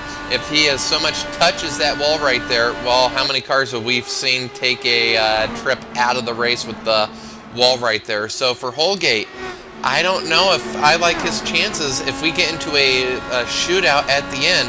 If he isn't the leader, well, we've seen his car get severely affected by the dirty air. And when Vic and he were trying to chase down Trost at the end of one of those runs, about 0.8 of a second, and then Holgate can't do anything. So another thing to keep an eye on as this race progresses is we are getting close to the halfway mark. Yep, lap number 77 out of 160 here at Pocono. Ladies and gentlemen, don't forget, next coming Saturday and Sunday, it is going to be the 24 Hours of Daytona here on RaceSpotTV, as we're going to be providing you with wall-to-wall coverage throughout the course of this event. And coverage will start at 1 p.m. GMT, that's 8 a.m. on the East Coast. We'll be with you throughout the course of the race, for the first of 4 endurance races coming to you this season here on RaceSpotTV. We've got the 12 Hours of Sebring on the 28th of March, the iRace4Life Petit Le Mans on the 10th of October, and the iRace4Life Bathurst 1000 as well. So, the 24 Hours of Daytona, 31st of January, 1st of February, that Super Bowl weekend, here only on RaceSpotTV. So back to the racing then, as here you can see it's still very close, and Vic Cordell's done a good job here today of kind of protecting Tim Holgate. But as this race progresses, I've got to ask you the question, Cam, how long do you think he will stay in that situation for? Well, it's one of those things. They were able to hunt down Brandon Trost, who's managed to pull over a second gap in the draft even, which is very impressive, I guess, from that mistake that Tim Holgate made, an uncharacteristic mistake. So I see him, he keeps kind of swerving left and right. I don't know if he's trying to get the air onto that front wing to help him take that turn, but he just catches right up, almost bum drafting, really. And they just don't seem to be able to pull away from Joe Branch or Matt Kingsbury. So it's kind of one of those points where, okay, yes, I'm going to help you out, but I almost wonder if maybe they would be faster if Vic Cordell would be in front of Tim Holgate. As the cars work themselves down towards turn number 2, they can see your race leader once again, Brandon Trost, and then Tim Holgate in the second spot, Vic Cordell in third, and then you've got Matt Kingsbury in the 5th position right now, putting that pressure on Joe Branch in that front pack. We are down to just 15 runners in this event here, Rachel, and Randy Freeman is scored multiple laps down. 13 drivers, however, still scored on the lead lap. They are indeed, and that field has been thinned considerably by our early action in this race tonight. Of course, losing 2 or 3 drivers at a time from those wall impacts. Not good for these guys at all. But big points still left for those continuing to run. And we have some different names still running on track, of course. Some people may be lower in the championship. And points are going to be lost by some of our leaders. So this will shake things up. Yep, as you can see, again, Matt Kingsbury right on the rear of Joe Branch, who's right on the rear of Vic Cordell, who's right on the rear, I say right on the rear of Tim Holgate. That's actually dropped off a little bit, that last lap, to 0.3 of a second. We are past the halfway point now of this race, and that means we're also past the halfway point of the iRace4Life.org Triple Crown. As you can see, down to the inside will come Matt Kingsbury as he tries to make that move over Joe Branch, and he clears easily down into turn number 1. But Branch is very good at coming off the corners. You can see once again Kingsbury having to get out the gas. That's going to allow Branch back down to the inside, down into 2, Aaron. Yes, back to the inside. That was a very, very close call for Kingsbury there. I thought he was going to hit the wall, so very much like Holgate was able to get out of it before having any issues there, but he does relinquish the spot to Branch, and this is a time as the run goes on, the tires get worse and worse and worse, which makes the dirty air, it just compounds that factor. And once again, that southwesterly wind. What's happening is the way this track situates, you get past the apex of turn 1, and then that's when the wind hits you, which I think is making it even more pronounced that these drivers aren't knowing they're going to be on that uh-oh line until it's too late.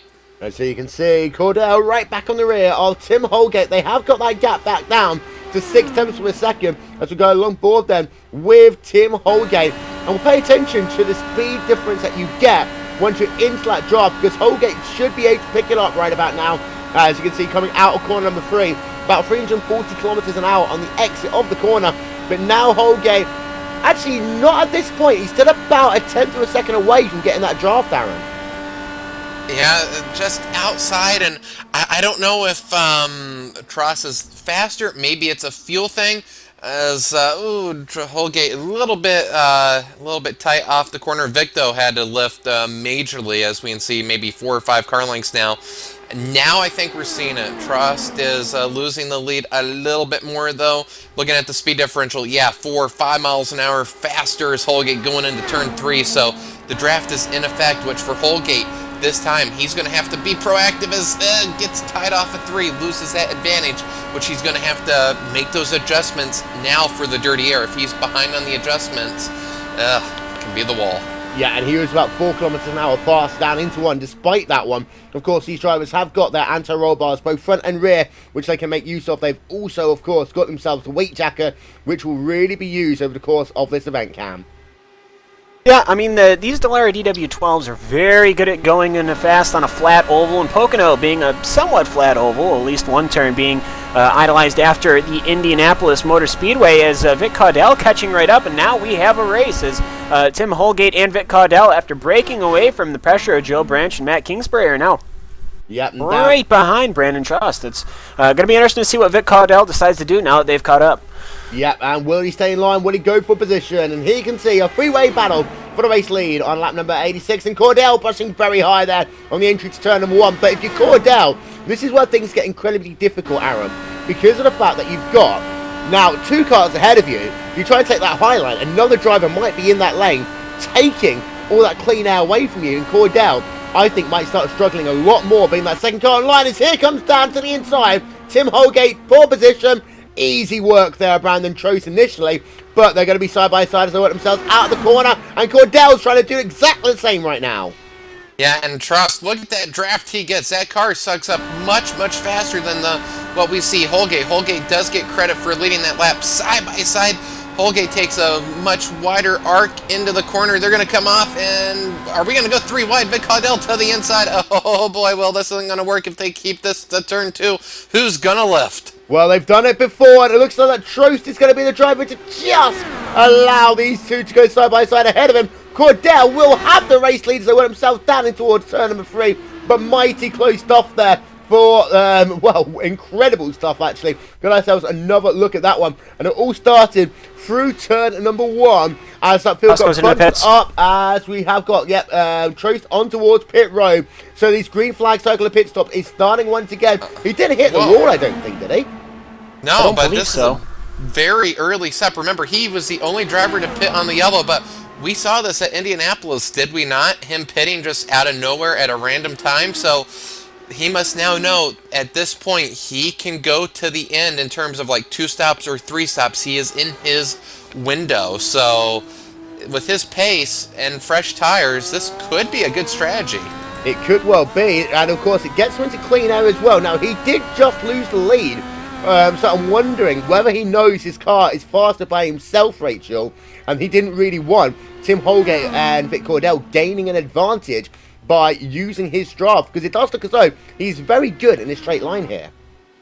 Yeah, he is. He seems to have great speed, and that car works really well in dirty air, which is something that quite a few don't. And yeah, it'll be interesting to see just what he can pull away with. But of course, this is not over by any stretch. And not only that, Will, since he pitted early, he didn't have to put as much fuel either. Holgate and the rest of the field have been out on the track much longer, so their pit stops are going to be much longer. So I wonder if this almost has to be like a road race where when the first one comes in, you have to follow suit. We'll take a look at the lap times. This is going to be interesting. This is going to tell us if Truss made the right stop. Holgate, that lap of 42.1, and Brandon Truss is in turn 2. We'll get a read on just how fast Truss is compared to the two of them. Yeah, and last time by for Holgate was a 42.121, a 41.113 for Vic Cordell. Brandon Truss now working himself on the exit of turn number 3, so we'll get ourselves a look as he works himself past the start-finish line, and it's going to be a 41.977.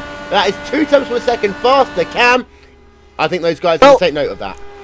They are, and of course those tires are going on. What I'm finding an interesting trend here, looking at the RaceSpotTV timing and scoring, Brandon Truss has come into the pits 6 times. Tim Holgate and Vic Cordell have both come into the pits only 3 times. So it's interesting how they've been up together racing, even though Brandon Truss has come to the pits that many more times. He's constantly getting that fuel, constantly getting new tires.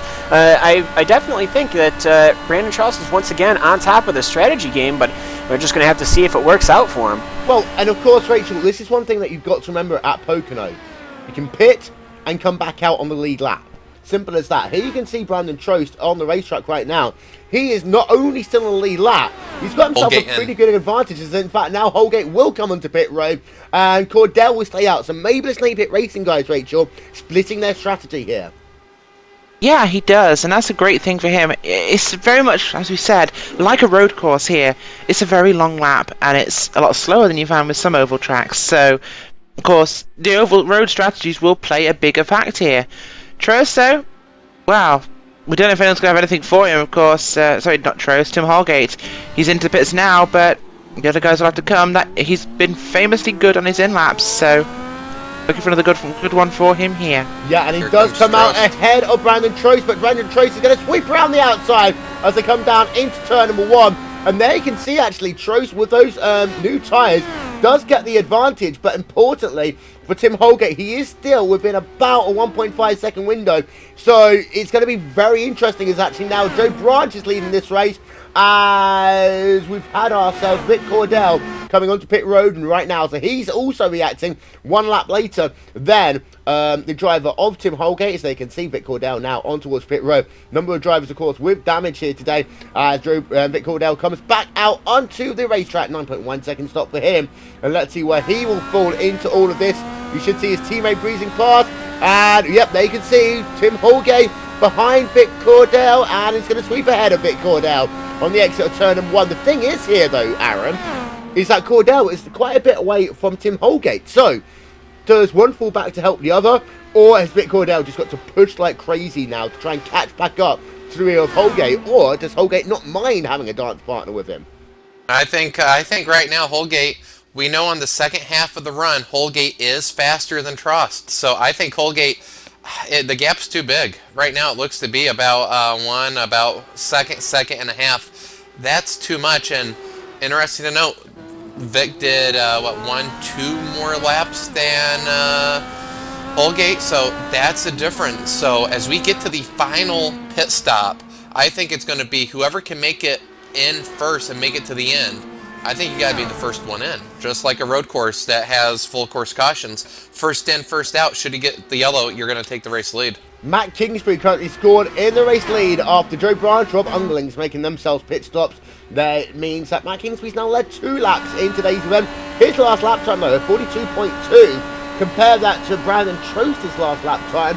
Well, Truss did himself a 41.8 that last time by, and you had yourself 41.9 from Tim Holgate and 42.3 from Vic Cordell as he was getting back up to speed. But Matt Kingsbury does still stay up. Now, this is a strategy which you can employ here, Rachel, because of the fact that these guys aren't going to go a lap down. But if a caution comes out 5-6 laps into a run, you expect most people to come back onto pit road. Kingsbury, I think, is going to try and run this one dry. It's very interesting now. We've got 2 very defined strategies on the racetrack.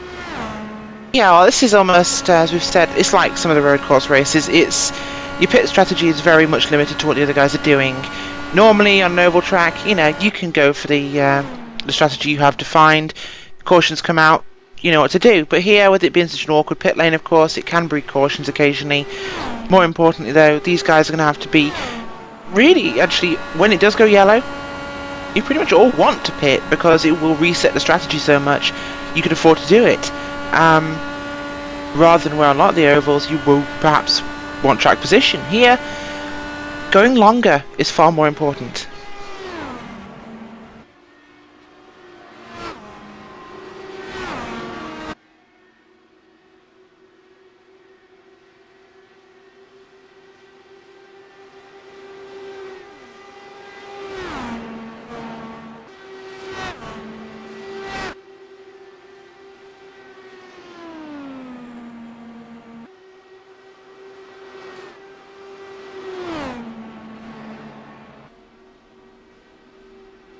Well, of course, and oval racing is one of those things where when you make a pit strategy, you have to commit for it. I mean, yes, there could be a yellow flag, which right now we've got about 13 cars on the track right now. Of course, anything's possible, but it's just one of those things. You have to stick to your green flag pit strategies. If you don't stick it out, if you change, you're going to be ruined, as now Michael De Jong is going to be coming into pit lane, this time by Matt Kingsbury. I'm sure will be coming in relatively soon.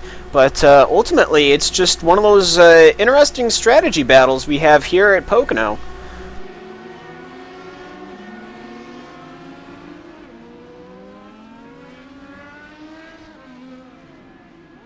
Kingsbury in.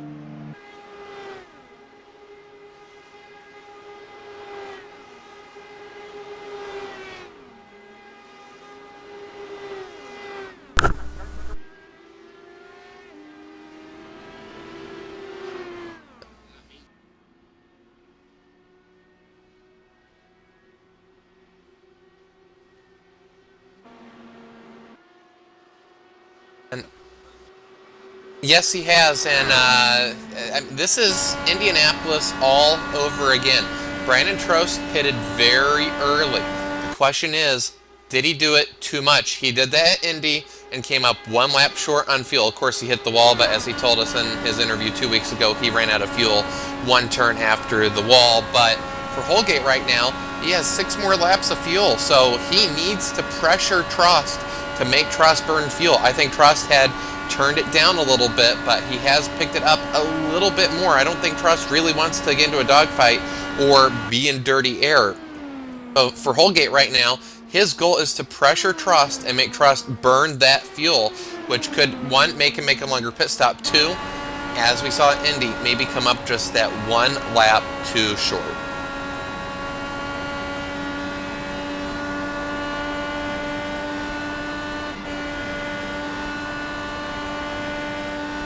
Well, yes, and Rob Ungleeks and Matt Kingsbury pitting around the same time, as well as Joe Branch. Actually, I think Matt Kingsbury managed to get out ahead of Michael De Jong. Yeah, so actually, Matt Kingsbury jumping ahead as far as the pack goes to Rob Ungleeks and Joe Branch. It seems that there are duos of people pitting right now, so it's just going to be one of those things to watch. I think Matt A. Kingsbury might just want to hang back and get some fuel.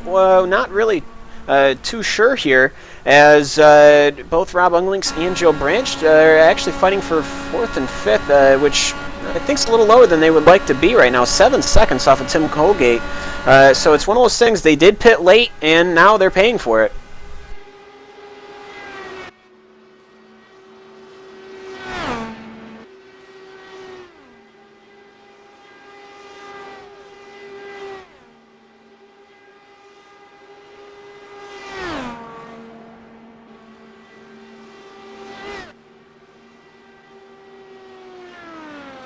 You are watching RaceSpotTV.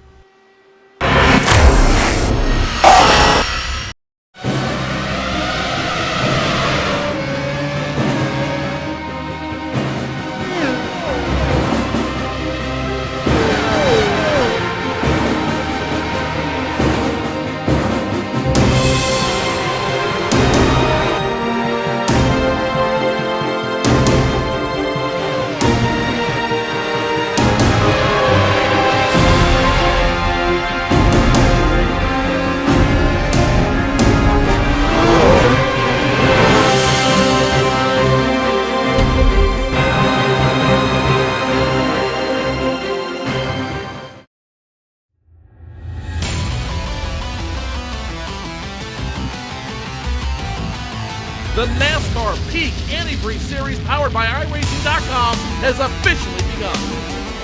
It's all in control of Brad Davies in that 11 machine. Green flag flies. He's damn near banged up though. Now the 93 is going to push the 4 of Brian Day all the way up the wall. 4 wide down to super stretch point in the turn. And now the 93, 39, the 30 machine goes around. Big trouble in the back. It's been the race to the win up front. Look behind him. They're 3 and 4 wide, trying to make a push to the front as the field gains speed in turn number 1. Kenny Humphrey, if he can rip it back to the start finish line, will win here at Daytona. 7 laps to go. Oh, As you Brad love it. Davies, here we go. You love it. The 1 gets around. The 5 gets around. Big jump.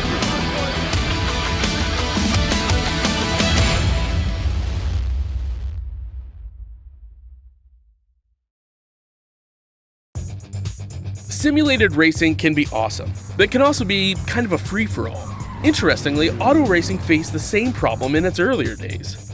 Whether it was on the back roads, the beaches, or the city streets, the racing was fun. But there was always a certain level of chaos and danger, until some folks came along and put some order to all of this. Stuff like official racetracks, regulations about weight and equipment, and enforcement of standards. That's what gave us high-speed excitement, fast-paced action, and photo finishes. That's when racing became racing. The guys over at iRacing.com have made the same transformation in the world of sim racing. Sure, they've got the most accurate tracks and realistic cars out there, but that's just the start. See, iRacing analyzes the performance and results of each driver in every race, so you can be sure you're always placed in races where the competition will be tight, and that those reckless drivers who ruin it for us all are kept in the pits. Not to mention that with over 45,000 active members already in their vast community, you can find races day and night, so you can always get in on the action. You can even join a league of your favorite series. And since updates are always automatic, you don't have to worry about software and can focus on the track.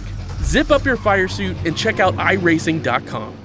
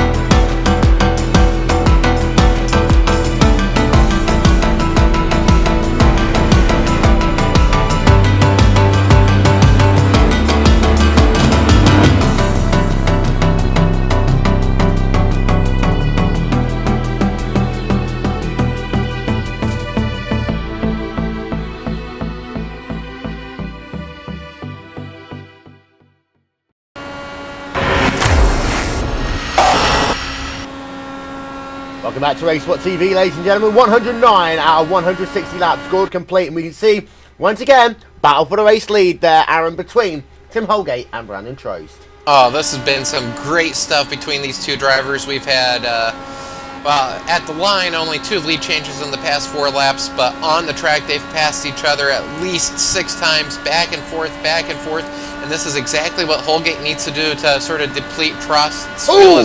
Holgate's going to go to the outside in the tunnel turn. And he makes it still. Wow, I don't know if I've seen an outside pass there before, Will. That was incredible stuff. It didn't work out for him, but he's going to try the outside into turn number 3 as well. Now could Holgate! Oh boy! Almost hitting the wall there on the exit of turn 3. I was about to say, Cam, is he trying to figure out what he might need to do on the final lap if he is in the second position?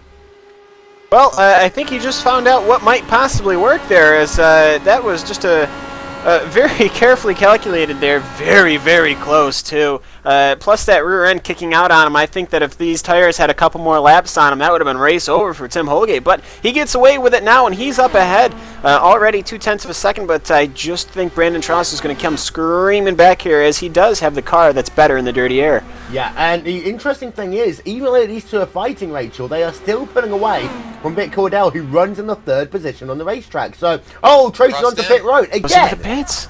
Oh, no, he's lost it there. I think he might just have got it down, but we'll keep an eye on him. But, Rachel, if he somehow pulls that one off from that pit stop, that was very lucky. It did cost them, though, I think, a second on the racetrack. Yeah, big wobbles there for Tim Holgate. Sorry for Brandon Trost as he came onto pit road. Very lucky to hold onto that car there, though. He gets away with it. He gets away with it. Ruffled him. We need to watch that one again, Aaron, because that was 1 pit entry and a half. Yeah, this was about the lap that Matt Cook got his speeding penalty last year, and at the cones, he is at 77 miles an hour. But he then dropped it down to 44, and it is an aggregate time. It isn't just how fast you are, it's over the splits, and he was able to get his average speed below the 60 miles an hour and avoided the penalty. And, well, before that cycle, I think the reason why Holgate was able to make that pass, remember, Holgate has about 8 laps fresher tires, so that could have been what we saw at the end of Trust's run there. Yeah, we've got a super slow-mo up, and, well, that car was drifting on pit road there, Cam. Somehow, able to get away with it there. Well, he got it away. It was really close to looping that thing around, but enough counter steering and enough braking and letting off the brake really is what saved the car from spinning around. Good thing he was able to get that under the pit lane speedometer. You don't want to pick up a penalty here, but he's gotten away with it. While we've been talking, well, Holgate did make a pit stop, so he followed suit. So they are on the same strategy now. Holgate realized he couldn't lose any time to Brandon's fresh tire. So Brandon's strategy, well, Holgate has adapted, and Holgate did get out in front of Trost. Yeah, and I think part of that was because of the superior in-lap there for Holgate. Couple of tenths of a second faster, as they can see, 6 tenths of a second the gap. That once again puts Big Cordell into the race lead. Now I do like what Cordell's doing here, doing a slightly different strategy, Rachel, because what it does mean is that if there is a caution late on in the race, the Cordell will be the one in the driver's seat. And we know he's been going a couple of laps longer than both Holgate and Trost on each of these runs. Yep, exactly, and that puts him in the prime position to capitalise. If somebody makes a mistake like we nearly saw Brandon Trost do, of course, he will be the one that will be able to pit into caution, won't have lost position, will be on the freshest tyres, so it certainly benefits him. And Aaron, whilst you have the opportunity, you can see actually, Vic Cordell only about 8 tenths per second behind Rob Unglings right now. But these drivers do have the weight tracker and the anti-roll bar. We talked about it earlier on. But here, it's a balance of all three of them. The front, rear anti-roll bar, and also the weight jacker that is critically important. And you've got to balance all three of them over the course of the run. Try and hit that sweet spot as much as possible. Yeah, absolutely. And as the fuel depletes, that changes the aerodynamics of the car. The rear end doesn't sit down as much. It changes where the weight is in the car. So you change the aero, you change the weight distribution. So you have to do a balance. And not only that, you have 3 different turns. So some of these drivers may be making adjustments for every corner on every lap. And that's why maybe we've seen so many issues in turn 1. If you're just 1 click behind or you forget to make that adjustment, what you're expecting your car to do, it's going to want no part of it. Yeah, there you can see Joe Branch in that 3rd position. Rob Unglings just 2 tenths per second ahead. Work themselves down this back straight away. There you can see the overspeed. But it does look as though that Branch isn't using it to his advantage right now. We've got less than 50 laps of this race to go, coming down to 40 laps to go in this event. And it's that stage of the race right now that you want to kick yourself into position, Rachel, because you can't win the race right now. Of course, you can lose the race right now. We always know that one. But for these drivers, it's a case of being in position, counting backwards, to know exactly when to come into pit road. You can't be too reactionary, of course, if you're Tim Holgate. And in fact, I'm thinking, if Brandon Trost is short on fuel by 1 lap, then Tim Holgate's going to be very close on fuel as well. Yeah, he is indeed, and these guys are on a dangerously close strategy. But of course, Trost is possibly a little flapped after that pit entry. But yeah, they're nose to tail right now, so anything could happen as they nearly go too wide, approaching turn 3. Yep, so back to that battle then, as here you can see Tim Holgate, Brandon Trost going side by side as they work themselves down towards the exit of turn 3, and Holgate's going to have to fall back into line. Round the outside. And these two people are battling like there is no tomorrow. Brandon Trost is ahead once again. Going to get ourselves another look at that one, because that was some very good racing by Trost and Holgate once again. And these two do seem to have a mutual respect for each other at this point of the race, Rachel, in fact, this point of the season. Yeah, they do, and it's great to see that sort of racing on track. These guys really showing each other exactly the respect you want to see in racing like this. And you know what? It creates some awesome fighting between them. As you can see, Brandon Trost then left-hand side of your screen, Tim Holgate right-hand side of your screen, coming down into turn number 3. And what actually he did there, Trost, is he kind of pinned Holgate down to that inside line. Holgate didn't want to come up the racetrack too much, Aaron, but Trost was able to use that one to his advantage. Yeah, and another outside pass, which we've seen a lot of things we haven't seen before. 3 wide in the tunnel turn, making it work. Passes in the outside tunnel turn, making it work. Outside in turn 3, so... And going back to Holgate and Trost, when you've run side by side for so much in a race, I've lost track how many times these two drivers have passed each other, but it is just enjoyable. You know what that driver's going to do. You know they're not going to put your car in a position that's going to eliminate you.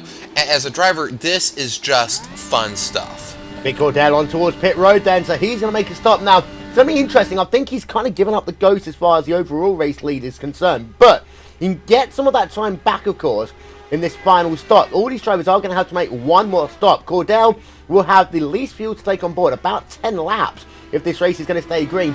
9.1 seconds. He is, however, now, Cam, 8 seconds almost behind Tim Holgate in a battle for position. And it's growing, of course, as he comes back out onto the racetrack. Vic Cordell now 8.5 seconds behind Tim Holgate. Yeah, he's going to trail back even further. He had a pretty off start off a pit lane, a little slow off the limiter, a little slow on the throttle, not sure. But he probably lost a good half a second to a second there. He will come out just ahead of Pierre Bourdon, who is, of course, in 13th position.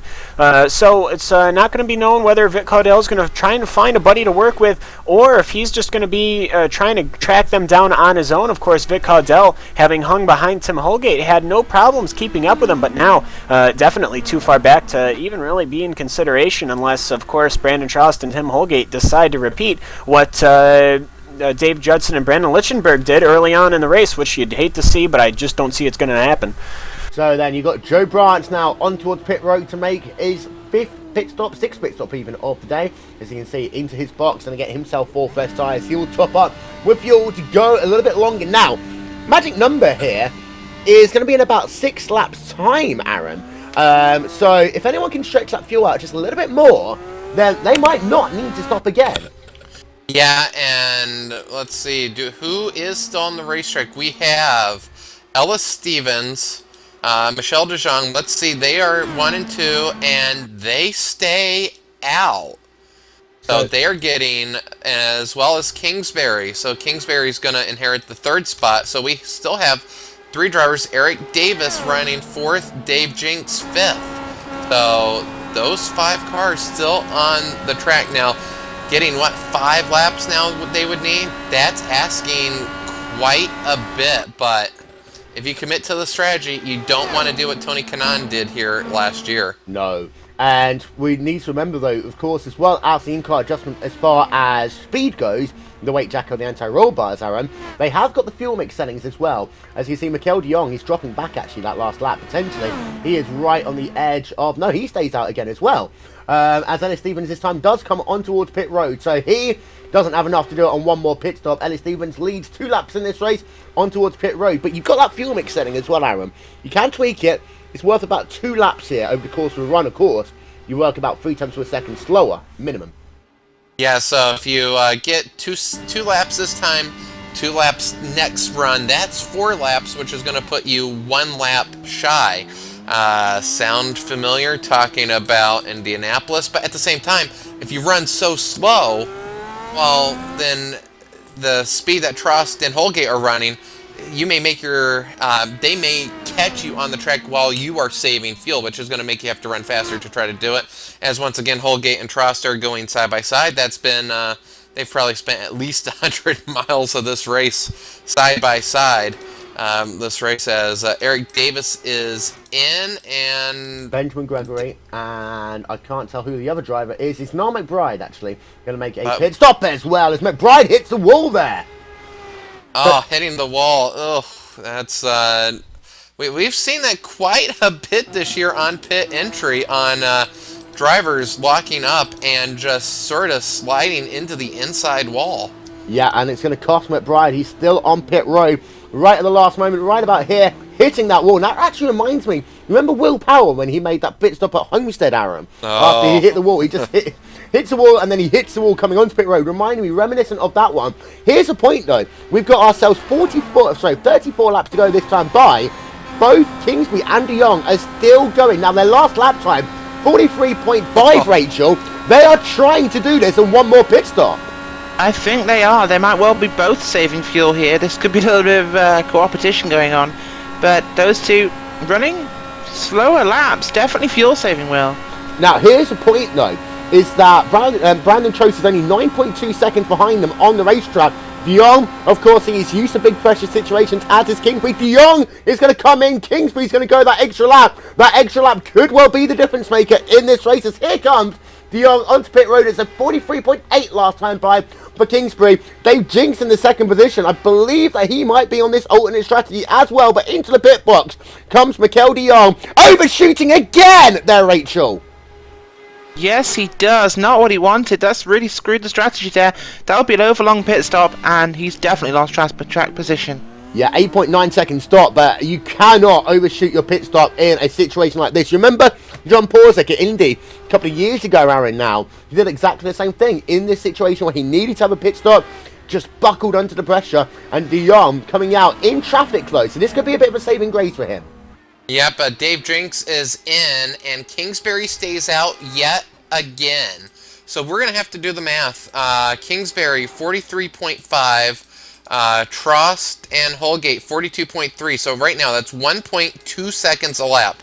We have 32 laps to go, so at 1.2 seconds a lap, that's about 40 seconds or so. So is that enough? What pace will Kingsbury have to run to not let Trost and Holgate catch him on the racetrack? 9.6 second stop for Dave Jinks. He overshot his pit stop just a little bit as well, but he is back out onto the racetrack. Let's keep an eye out then on Matt Kingsbury as he's now coming onto pit road.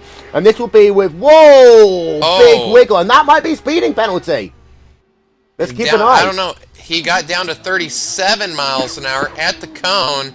Actually, I think he was just skidding. A very interesting. He was sideways coming in. I think he got it down to speed.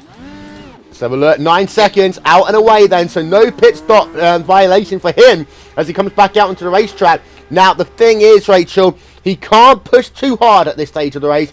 If he's got to save a little bit more, he's got to be on a kind of fuel save strategy throughout this stint, working to a number.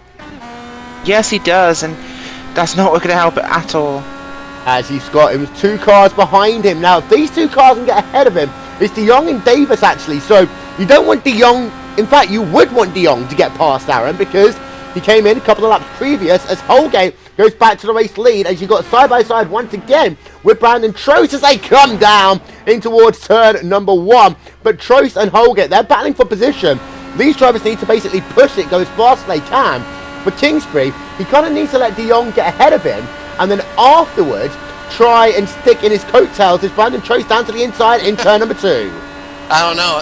As hard as Trost and Holgate's running, at some point in time, 3rd place might be the place to be, as they've just done side-by-side so much. But for Kingsbury and De Jong, you can't have co-opetition, but at what point in time, I mean, neither driver's really going to want to lead the train. That's going to be a very interesting situation as to who's going to lead, who's going to not want to burn the most fuel. But at the same time, somebody's going to have to do it, or they're going to lose too much time. Yeah, and here's the situation. We've got Kingsbury 7th, De Jong 8th, Davis 9th, Dave Jinx in 10th. All of them are on this second strategy. So you can see Davis is going to want to get past both of them, and they're both letting him go past. So Dave Jinx is also looking as though he's going to go down to the inside of De Jong at least. Now De Jong needs to save the most fuel out of these drivers. Kingsbury, now he's got Eric Davis. If you're Davis, you've got to pull a gap of about 1 second here, Aaron, so that Kingsbury doesn't keep the draft, then you can start saving fuel again. Well, what started out, the first half of this race started out rather methodical. We had our incidents. There wasn't much strategy going on.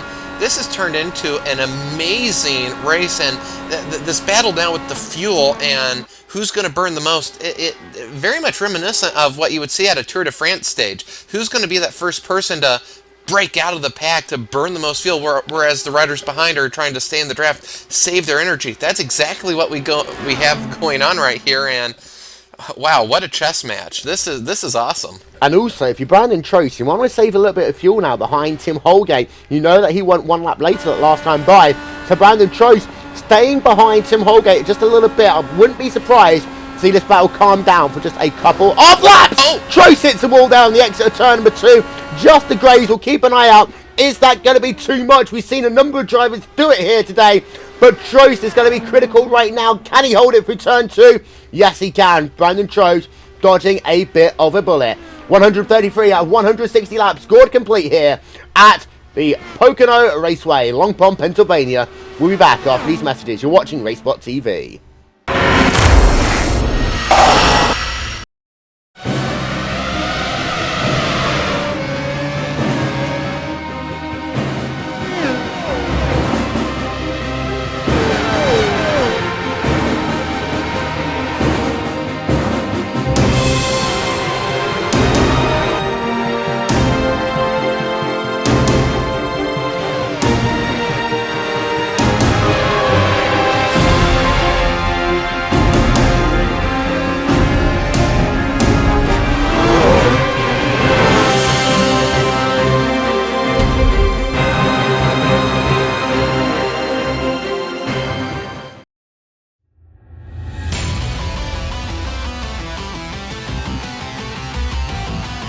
The NASCAR Peak Antifreeze Series powered by iRace4Life has officially begun. It's all in control of Brad Davies in that 11 machine. Green flag flies. He's damn near banged up though. Now the 93 is going to push the 4 of Brian Day all the way up the wall. 4 wide down the super stretch point. And now the 93, 39, the 3 machine goes around. Big trouble in the back. It's going to be the race for the win up front. Look behind him. They're 3 and 4 wide, trying to make a push to the front as the field gains speed in turn number 1. Kenny Humphrey, if he can rip it back to the start finish line, will win here at Daytona. 7 laps to go. Oh, As you Brad love it, Davies, here we go. You love it. The 1 gets around, the 5 gets around. Big choke.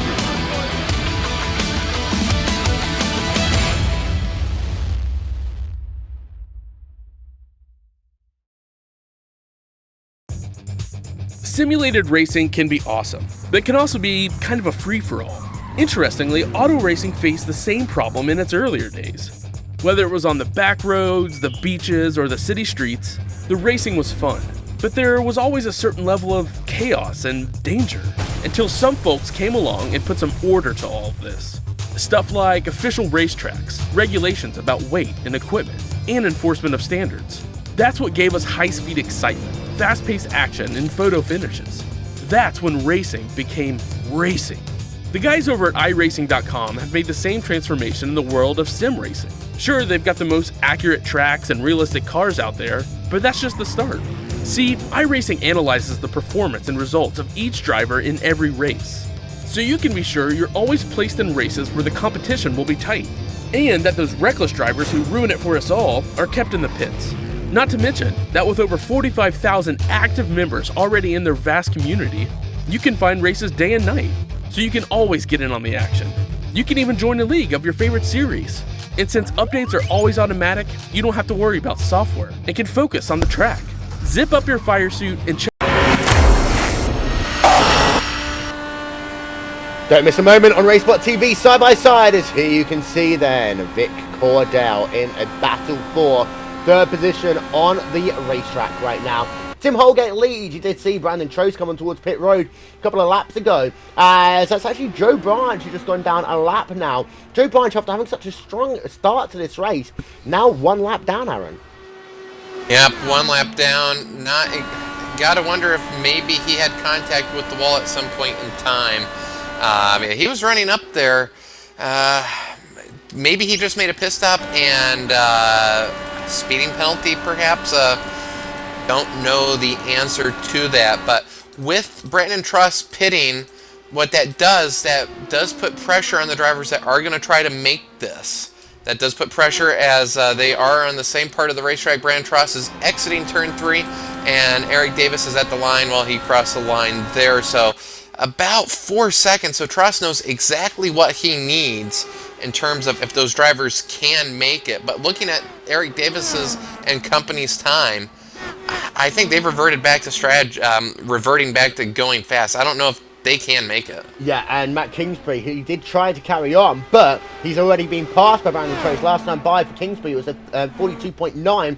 Last time by for De Jong and Jinx, they're all doing 42 zeros, about the same time as your overall race leader, who remains to be Tim Holgate, now with an 8.1 second advantage over the driver of Rob Unglings. The thing is now, for Holgate, he's going to come onto pit road a lot later than Trost. So Trost is doing faster lap times right now. For Brandon Trost at 41.8 last time by, 42.1 with Tim Holgate. The issue is for Holgate, he doesn't come into pit road soon. In fact, he's coming in now, Rachel. So that means that he knows he's losing time, but he will have the extra time in hand with the fresher tyres come the end of the race. Yes, he will. And as he comes down pit road now, he's got a long way to go to that final pit stop. Of course, qualified first in this race, Tim Holgate. Coming down pit road, he's going to slide into his box. 4 fresh tyres, Sunoco race fuel, bit late in the box there. Still getting service though, getting ready to get out of the box. Good stop there, he's out, he's away. Yep, so back out onto the racetrack then for Tim Holgate as he continues his journey back on around here. As well, Holgate is going to come and Brandon Trost will go past him. Also Mikel de Jong there. So Tim Holgate, he will have a bit of draft. That's going to be a big difference maker here, Rachel, because of the fact that he will have the opportunity to hunt down de Jong. As soon as he gets past him, Brandon Trost will only be about 1.5 seconds up the road. He will indeed, and of course there are lap traffic ahead, so that could definitely play into the strategy there for Tim Holgate. He has a very real chance of getting past those cars ahead of him. So you can see Vic Cordell then in that number 33 car, hunting down Rob Unglings in the battle for the overall race lead. As we ride along board then with Cordell, he works himself now out of turn number 2, down the back straightaway. Will he try and make a pass? No, he won't. Cordell, we can't discount him completely out of this race, Aaron. He's just sat there in a slightly different strategy. I'm not quite sure if he's trying to, have a couple of games of his own here. Yeah, should we get a yellow, should that happen, the way the tires are, we're going to have, Trost and Holgate will have to pit. So for Unglings and Vic, yeah, they are going to... They're going to get a good end of the deal. So for them, I think you have to stay out all the way to the end, splash and go, because if you do catch a yellow, you're going to be sitting pretty. Matt Kingsbury last time by did a 44.5 second lap. He is trying to find a way of making this strategy work, but it does look as though that it's too little too late for him. That's the reason why these other drivers have picked up the pace. They know they won't be able to do it without making another stop, Aaron. Yeah, and I guess this is the Tony Kanaan situation, and for Kingsbury, once he committed to this, it's got to be aggravating because it's too late for him to try to speed up. He's not going to gain anywhere, but really he's just going to lose 2-3 seconds a lap. I would not want to be in the cockpit of that car right now. Now Brandon Trost is actually behind Dave Jinks on the racetrack right now. Dave Jinks is currently scored in the 4th position on this alternate strategy, but he is faster right now as they work themselves out of 2. Now Trost hasn't been able to get past Dave Jinks just yet, and this is allowing Tim Holgate to close back up, Rachel. Gap between Trost and Holgate is just 0.8 of a second on the racetrack. 16 laps of this event to go. It is indeed, and if Dave Jinks can hold up Brandon Trost anymore, which I don't think he will as they go to turn 3, Trost on the low side, straight past. That will definitely be an impact there for Tim Holgate, as Holgate struggling now to try and catch up to the back of Dave Jinks. He might well be able to do it towards possibly turn 2 this lap round, but he's quite a way back. And you've got yourselves more traffic for Brandon Trost. This one is going to be Eric Davis in the Banshee Auto Jinx at the track. as he just about keeps it going. And that does allow now Tim Holgate to go down to the inside, down into turn number 2. He will complete that pass nice and easily. And the gap between Holgate and Trost is just 0.5 of a second. But we do know, Aaron, that Holgate's got fresher boots on him with 15 to go. Indeed, fresher tires, and we do know the longer the run is, Holgate is faster and faster.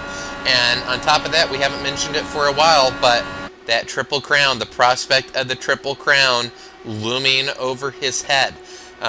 We talk about points, we talk about championships, but to achieve something that hasn't been done, Holgate has had a banner year, and if he can add this feather to his cap, well, that will be huge. As Brandon Trost made a pass, that slowed him down, so if Holgate can get a run here as Trost shuts the door, Holgate's going to go around the outside, and yes, Holgate is there, so I think a ill-timed pass there by Brandon Trost.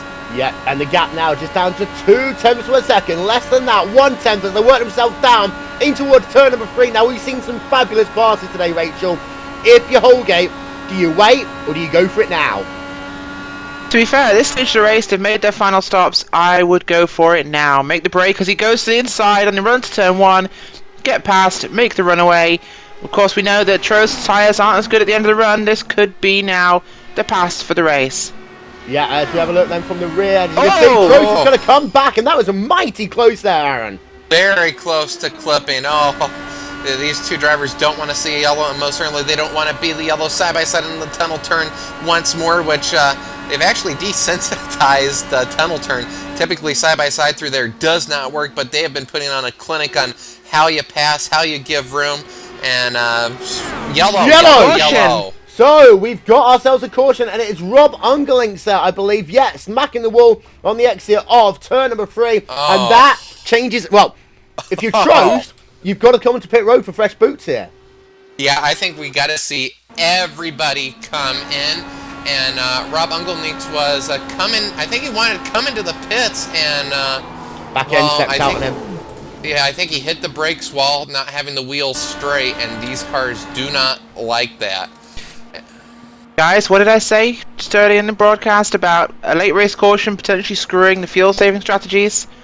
The curse of the commentators lives once again. Well, it does screw some, but for Kingsbury, he now has a chance to salvage something out of this. So, for some individuals, it hurt them. Others, Kingsbury, he's breathing an absolute sigh of relief. And for Ellis Stevens, shown our race leader, so... That was unexpected. Well, if you're Ellis Stevens, though, your issue is that everyone else around you has got much fresher boots. You've got to come on towards pit road. You'll lose a little bit of track position, but you'll gain some track position overall. If Brandon Trost and everyone else comes in around him, then basically Ellis Stevens will be a sitting duck for this restart, Rachel. Absolutely, and I think he will come in, because if the leaders behind him have to come down, well, don't lose, you don't gain. If he can have a good stop here, he can retain his lead, and he could be a thorn in the side of Trost and Holgate on the restart. I'm looking at the lap count. Well, is it within 10 laps ago that we do the downfinger restart lap cars to the rear? Should we have a mix and a strategy? Yes. So at this stage, it's not going to happen. But if Ellis Stevens comes on towards pit road, these drivers will get the wave around. Those two drivers are being Pierre Bourdon, and also, I believe that is Tim Miller as well. Yeah, he's third in line, so he will get one of his many laps back. He's currently scored his 5 laps down to your race leader.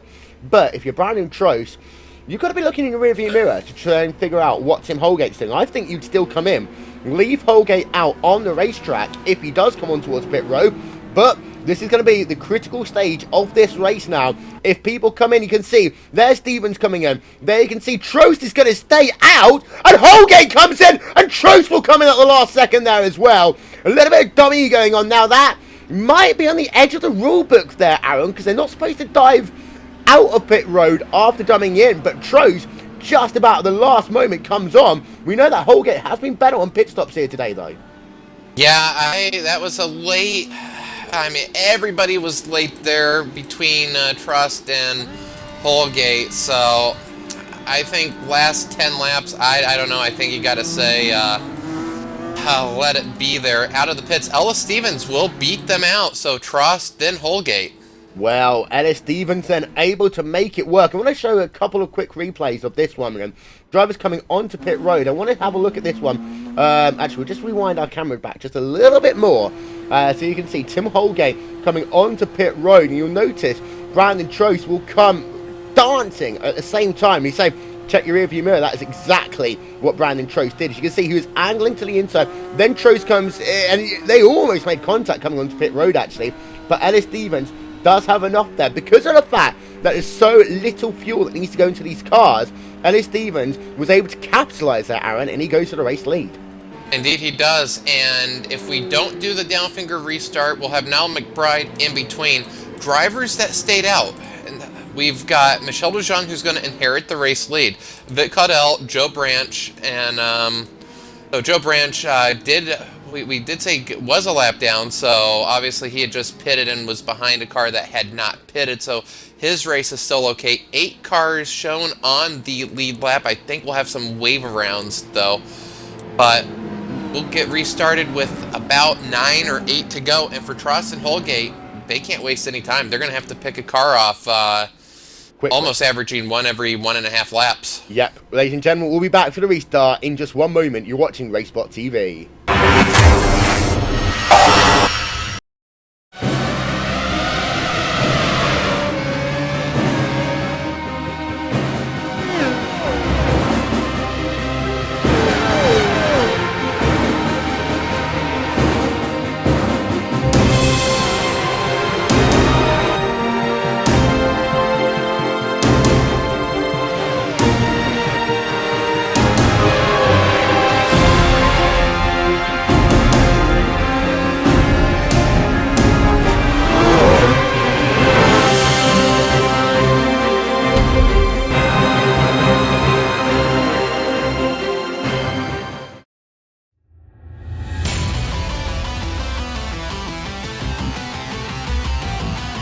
The NASCAR Peak Antifreeze Series powered by iRacing.com has officially begun.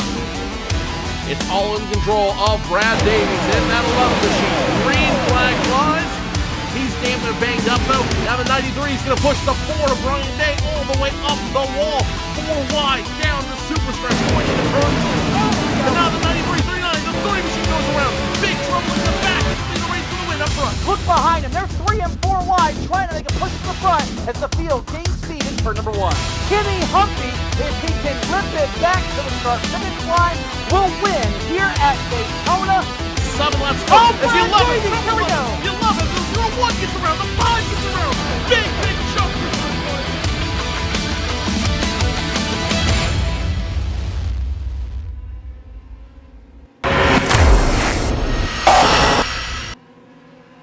Back for the restart here at Pocono. You can see there we're into the final stages of this race. Cars hugging that outside line. Pace car is going to come on towards pit road. The green flag back in the air. You can see that the cars are all storming down in towards turn number 1. Trost is going to make it 4 wide. Holgate is benched in, and you can see Caudell just like Will Power there. And somehow Trost will stay to the inside as they go 3 wide down in towards turn number 1. Trost on that inside line, going to thread the needle, and he's going to get that pass complete. What a restart there by Brandon Trost, Aaron. Vic Caudell trying to get back to the inside. Brandon's there, though, so Brandon chose the right line. I thought Holgate was going to have an amazing restart. Holgate's up high, and he is getting freight trained, so Holgate's chances look like they have been minimized. Brandon Trost now has just 1 more car to go, and with fresh tires, I don't know if there's any stopping him. Well, look at the restart there, perfectly timed by Brandon Trost. He didn't jump the gun, and then he goes straight down to the inside. He has himself Vic Caudell, and he has Joe Branch. Now Holgate got boxed in there on that restart. Brandon Trost able to take a total of 3 cars in towards turn number 1. Incredible stuff by him. And now he goes back to the race lead, getting himself past Mikel de Jong, and they are staying 3 wide down in this mid-pack. Incredible stuff, Rachel. And Tim Holgate is the biggest loser out of this one. The dream slipping away as Joe Branch. And what a save there by Joe Branch. Incredible save, but has he still got a momentum in that race car? Is it still drivable? I don't quite understand what I just saw there, Rachel. Oh, that was incredible. 3 wide going 3 wrong. Tim Holgate benefiting there as Joe Brad nearly brought out a caution that could have potentially ended this race. Holgate now trying to pick off Ellis Stevens ahead of him. And we've got Slow on the outside. Yes, we have De Jong slow. He's boxing. It's Holgate again. Well, Holgate is lost out completely in this one. Here's a replay then of Joe Branch. You can see down 3 wide in the tunnel turn, making contact, sliding that car. Save of the season. Probably saving the entire year, really, there for Joe Branch. And here you can see Ellis Stevens side by side with Vic Cordell, who worked themselves through turn number 3. Now, if you're Tim Holgate, this has got to be 7 laps of your life. We've got a car on towards pit road. That is Mikel de Jong there coming on towards pit road, so it's not going to be enough for him having to pit under green with 5 laps to go. And here you can see Joe Branch going side by side with Dave Jinks in towards turn number 1. But the thing is, if you're Tim Holgate, you've got to push, and you've got to push now. Somehow, Joe Branch's car is still drivable. Here you can see Holgate. He's got himself Ellis Stevens on the outside. Vic Cordell boxing him in, and Vic Cordell sweeping to the inside at the very last moment there. Somehow just avoiding Ellis Stevens. But again, Holgate kind of being boxed in here as he now goes down to the inside in turn number 3. Vic Cordell ahead of him. These 2 teammates are going to be racing each other now in the last 5 laps of this event. Oh, for Tim Holgate, he's going to be... He's the professional. The interview, he's going to say it had a chance. But right now, I think he is rather hot. Just chose the wrong lane on the restart, got boxed in. And in fact, when Joe Branch almost had his incident, Tim Holgate had to go into the grass to make the evasion, as Ellis Stevens not making his life any easier. But for Holgate, he was all the way back down, last car in the lead, lap 8.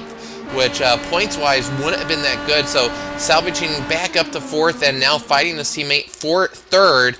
Meanwhile, Brandon Trost has just sailed off into the sunset. Yeah, the gap between Brandon Trost and Matt Kingsbury is currently 1.1 second. And of course, Kingsbury out of nowhere. And here you can see Ellis Stevens looking down to the inside there of Tim Holgate as they come down in towards turn number 1. Sticks behind for the time being. There you can see Joe Branch going still side by side, battling there with Dave Jinks. So you can see once again then Ellis Stevens is looking down to the inside of Tim Holgate. So work themselves down in towards the tunnel turn. Turn number 2 they come. Stevens will fall back into line one more time. But it does look as though the dream is over, Rachel, for Holgate. He's not going to be able to, unless it's a minor miracle now, get himself back to victory lane in the Triple Crown this year. No, he has 3 laps remaining, and it will be the hardest 3 of his life. I'm not sure he took tyres on that last pit stop, guys, because he's not driving as though he has. He's getting out-driven by cars he was ahead of the entire race. Something is definitely wrong there for Tim Holgate. Unless he's got damage along the way. Maybe, and this has been the dirtiest air we've seen Holgate in as well, and we've known his car does not like the dirty air. I don't know if we've seen him have 3 cars in front of him, so could be that aspect as well. Now, of course, we've got ourselves Matt Kingsbury. He still carries along. This caution really helped him. He might now be able to hit that fuel number to go to the end of the inside race. Cordell. So you can see then Holgate trying to salvage everything he can. He will go down to the inside of Vic Cordell. He will fall back into line for the time being. But now you can see Stevens is going to be a 3-horse race down in towards turn number 1 again. 2 laps of this race to go. And again, Holgate getting boxed in there. And that's allowing Stevens to go past. And Cordell and Holgate, these 2 are teammates, but, well, they're not going to be best friends after this event, I don't think, Aaron. Now, they work together mightily well the majority of this race, but inside 5-10 laps to go, you know, teammates, team orders, team anything really goes out the window as Brandon Trost exits turn 3. White flag will be in the air this time by. One more lap then of the iRace4Life.org Pocono 400. They can see your race leader, Brandon Trost, Matt Kingsbury in 2nd. 3rd place is still Cordell, but here comes Tim Holgate then. One more chance for him as he works himself through turn number 1 for the final time. And who would have thought of Holgate pushing up high, by the way? Who would have thought that he might even be off the podium come the end of this race when he'd been dominating the early going, having those great battles with Brandon Trost. Here comes though Trost out of turn number 2 for the final time. 2 wide behind him. Here's Ellis Stevens down to the inside of Tim Holgate. But Brandon Trost will work himself out of corner number 3 for the second time this year. He becomes a winner in the 16th Street Racing League, winning in the iRace4Life.org Pocono 400. Second place will go to Matt Kingsbury. Third place to Vic Cordell. Fourth place to Tim Holgate. And well, he's already out of the car there, and he's not happy. He is not happy. Triple Crown. Fifth. Triple Crown. Dreams shattered. That yellow flag, absolutely not good for him. Matt Kingsbury, I think that might be his happiest yellow of all time. But for Tim Holgate, wow, he had it. He had a great restart on the outside, but he got boxed in. And when you get boxed in, Brandon Trost then shot to the inside, went almost 4 wide to the inside, and that was it. Well, of course, at this track, because of the fact it's so wide, you've got all the ability in the world to do donuts, and that's exactly what Brandon Trost is doing right now in that number 66 car. His second win this season, and he is doing the donuts. But, Rachel, what a drive by Matt Kingsbury as well. The fuel strategy kind of worked out for him. Yeah, Kingsbury just came out of nowhere, ran a good strategy, but that last caution made his race. Without that, it could have been a different story. Kingsbury certainly benefited from that late race yellow. Well, ladies and gentlemen, we'll get a look then at your final race results, as we've got the Polish victory lap now being done by Brandon Trost. How long is he going to be able to try and do this one? As you can see, he's trying to do that Polish victory lap. We work it along board with him then. But your final race results here from Pocono. Brandon Trost then with the race win, 1.3 seconds ahead of Matt Kingsbury. Vic Cordell in the 3rd position, Ellis Stevens in 4th, then 5th place to Tim Holgate, 6th to Dave Jinks, 7th place will be Joe Bryant, 8th Mikel de Jong, Eric Davis in 9th, and Pierre Bourdon rounding out your top 10. Randy Freeman in 11th, Tim Miller in 12th, Benjamin Gregory, Rob Ungelinks, and Nell McBride rounding out your top 15. Rest results coming up on your screen. Being a rather entertaining race here today at Pocono. Brandon Trost is your race winner. We'll be back with post-race interviews after these messages. You are watching RaceSpotTV.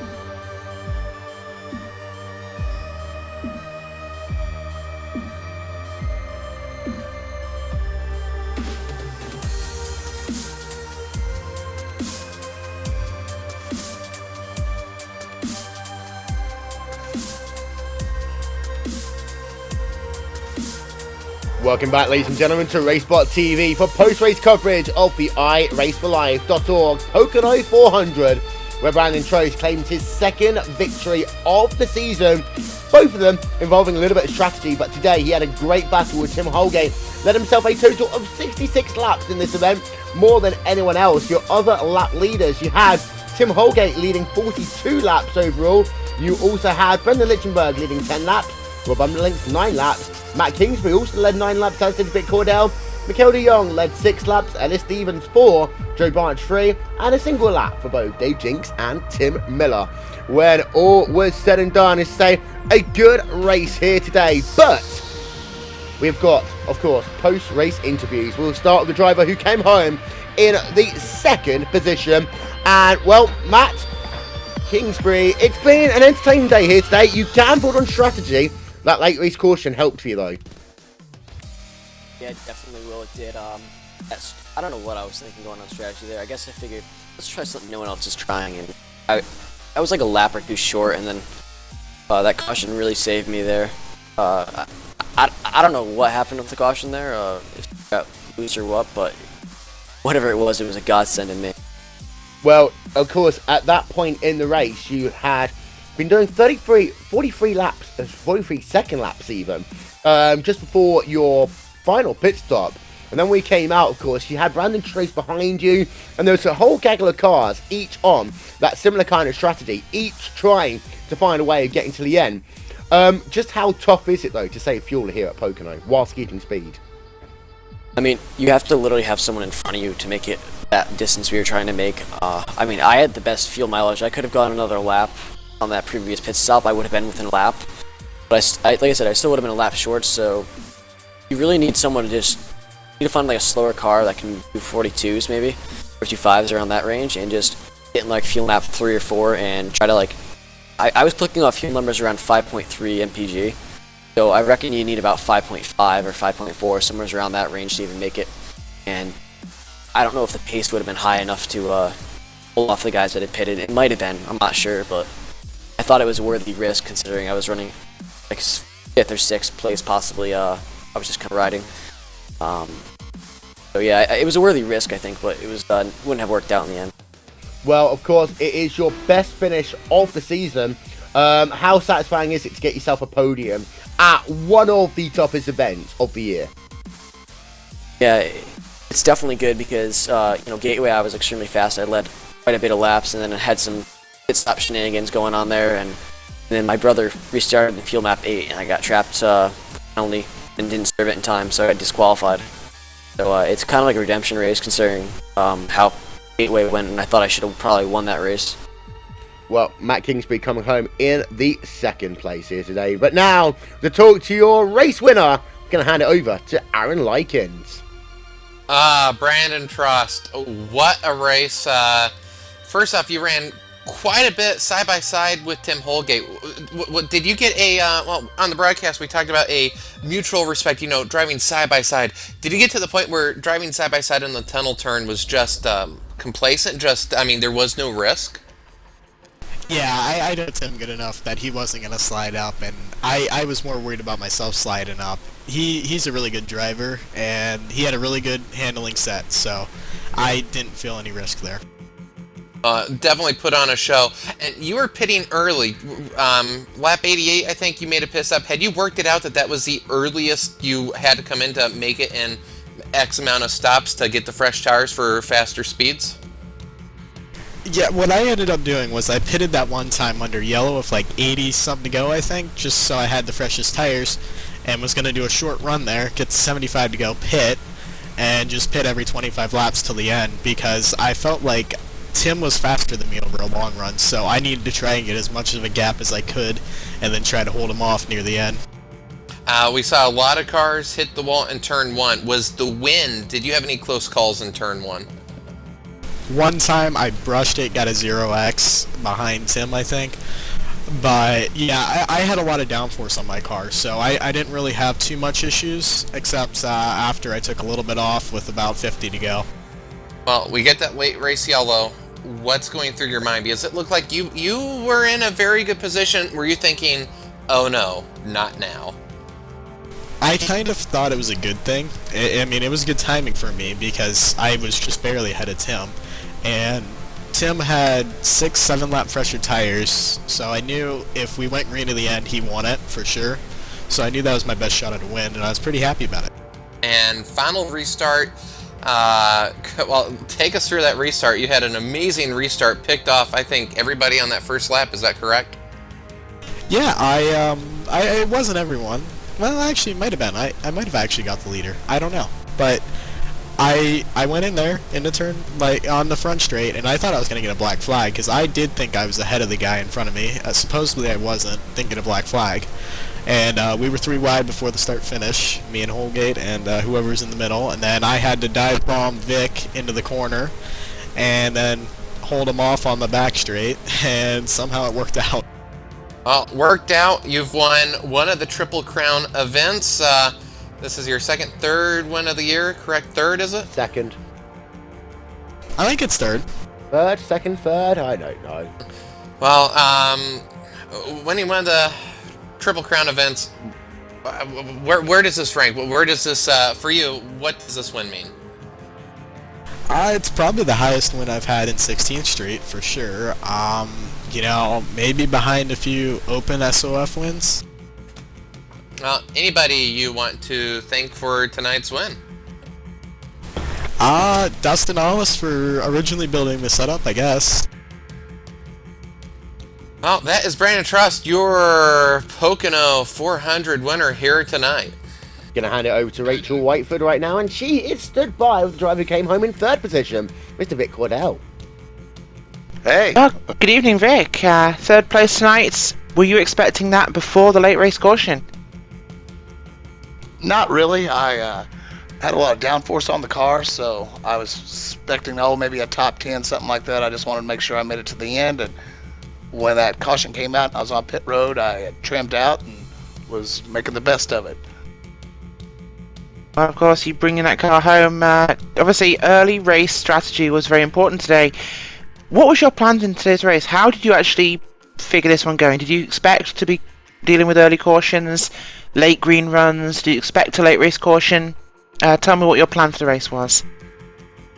Well, normally the caliber of racing we've had here lately, like in Indianapolis and here, I figured we'd go green a long ways, so that's why I put a lot of downforce on the car. I figured I'd follow the fast guys and hang on to them and, just see how it played out. Well, there you go. That's Vic Cordell coming home in third place. Tim Holgate, he doesn't even know that I'm going to say this to him, but Tim Holgate comes home in the 5th position when all was said and done. Tim, after the bright lights of Indy, it looked as though it could have been back-to-back wins and a Triple Crown, but that late race restart kind of bit you. Yeah, absolutely.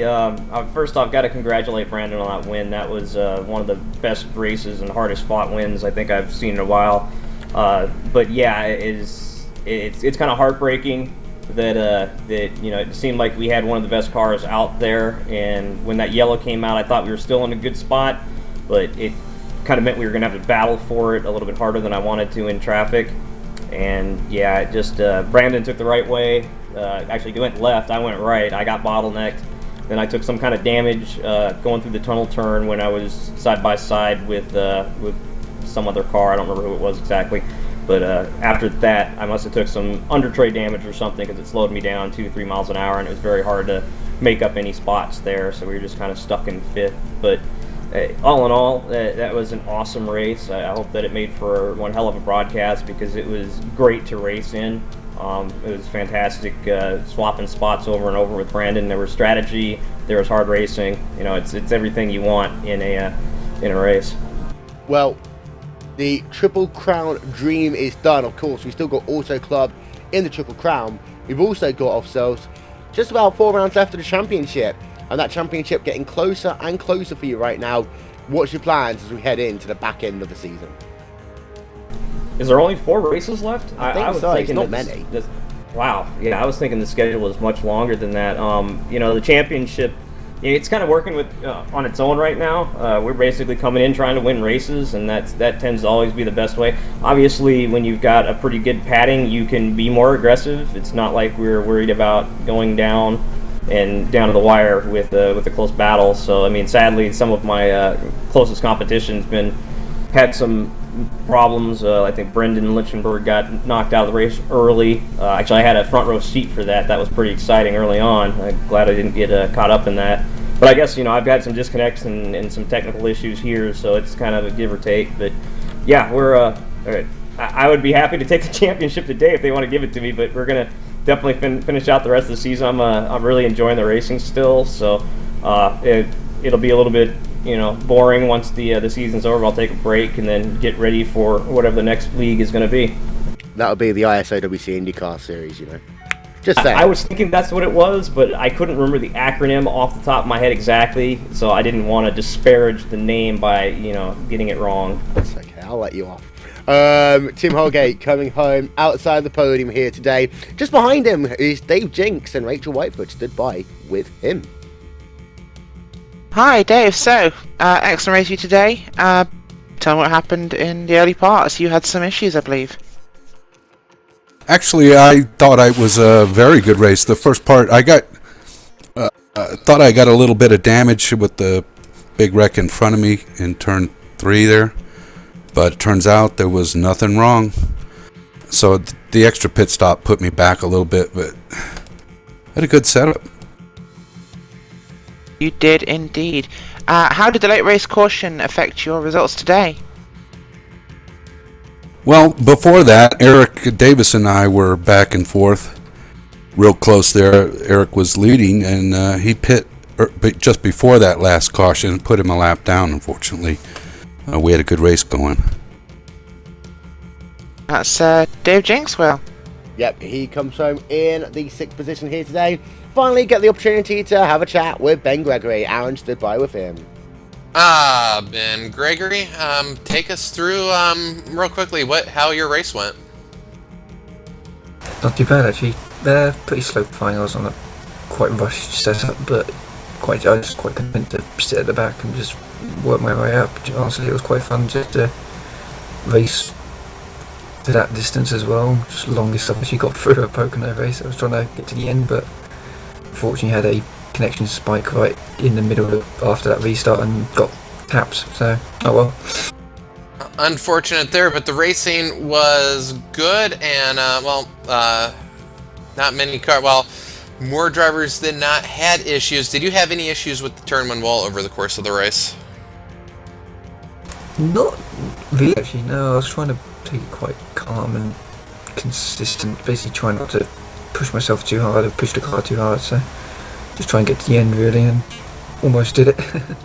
Well, with the issue, not exactly the finishing 13th, but good run up to that point, and that's Benjamin Gregory, 13th. Yep, and well, Aaron, just before we go, the dream's over for Tim Holgate for this Triple Crown, but championship is still in play, and of course, one more round of the iRace4Life.org Triple Crown to come. That will be at Auto Club Speedway to conclude the season.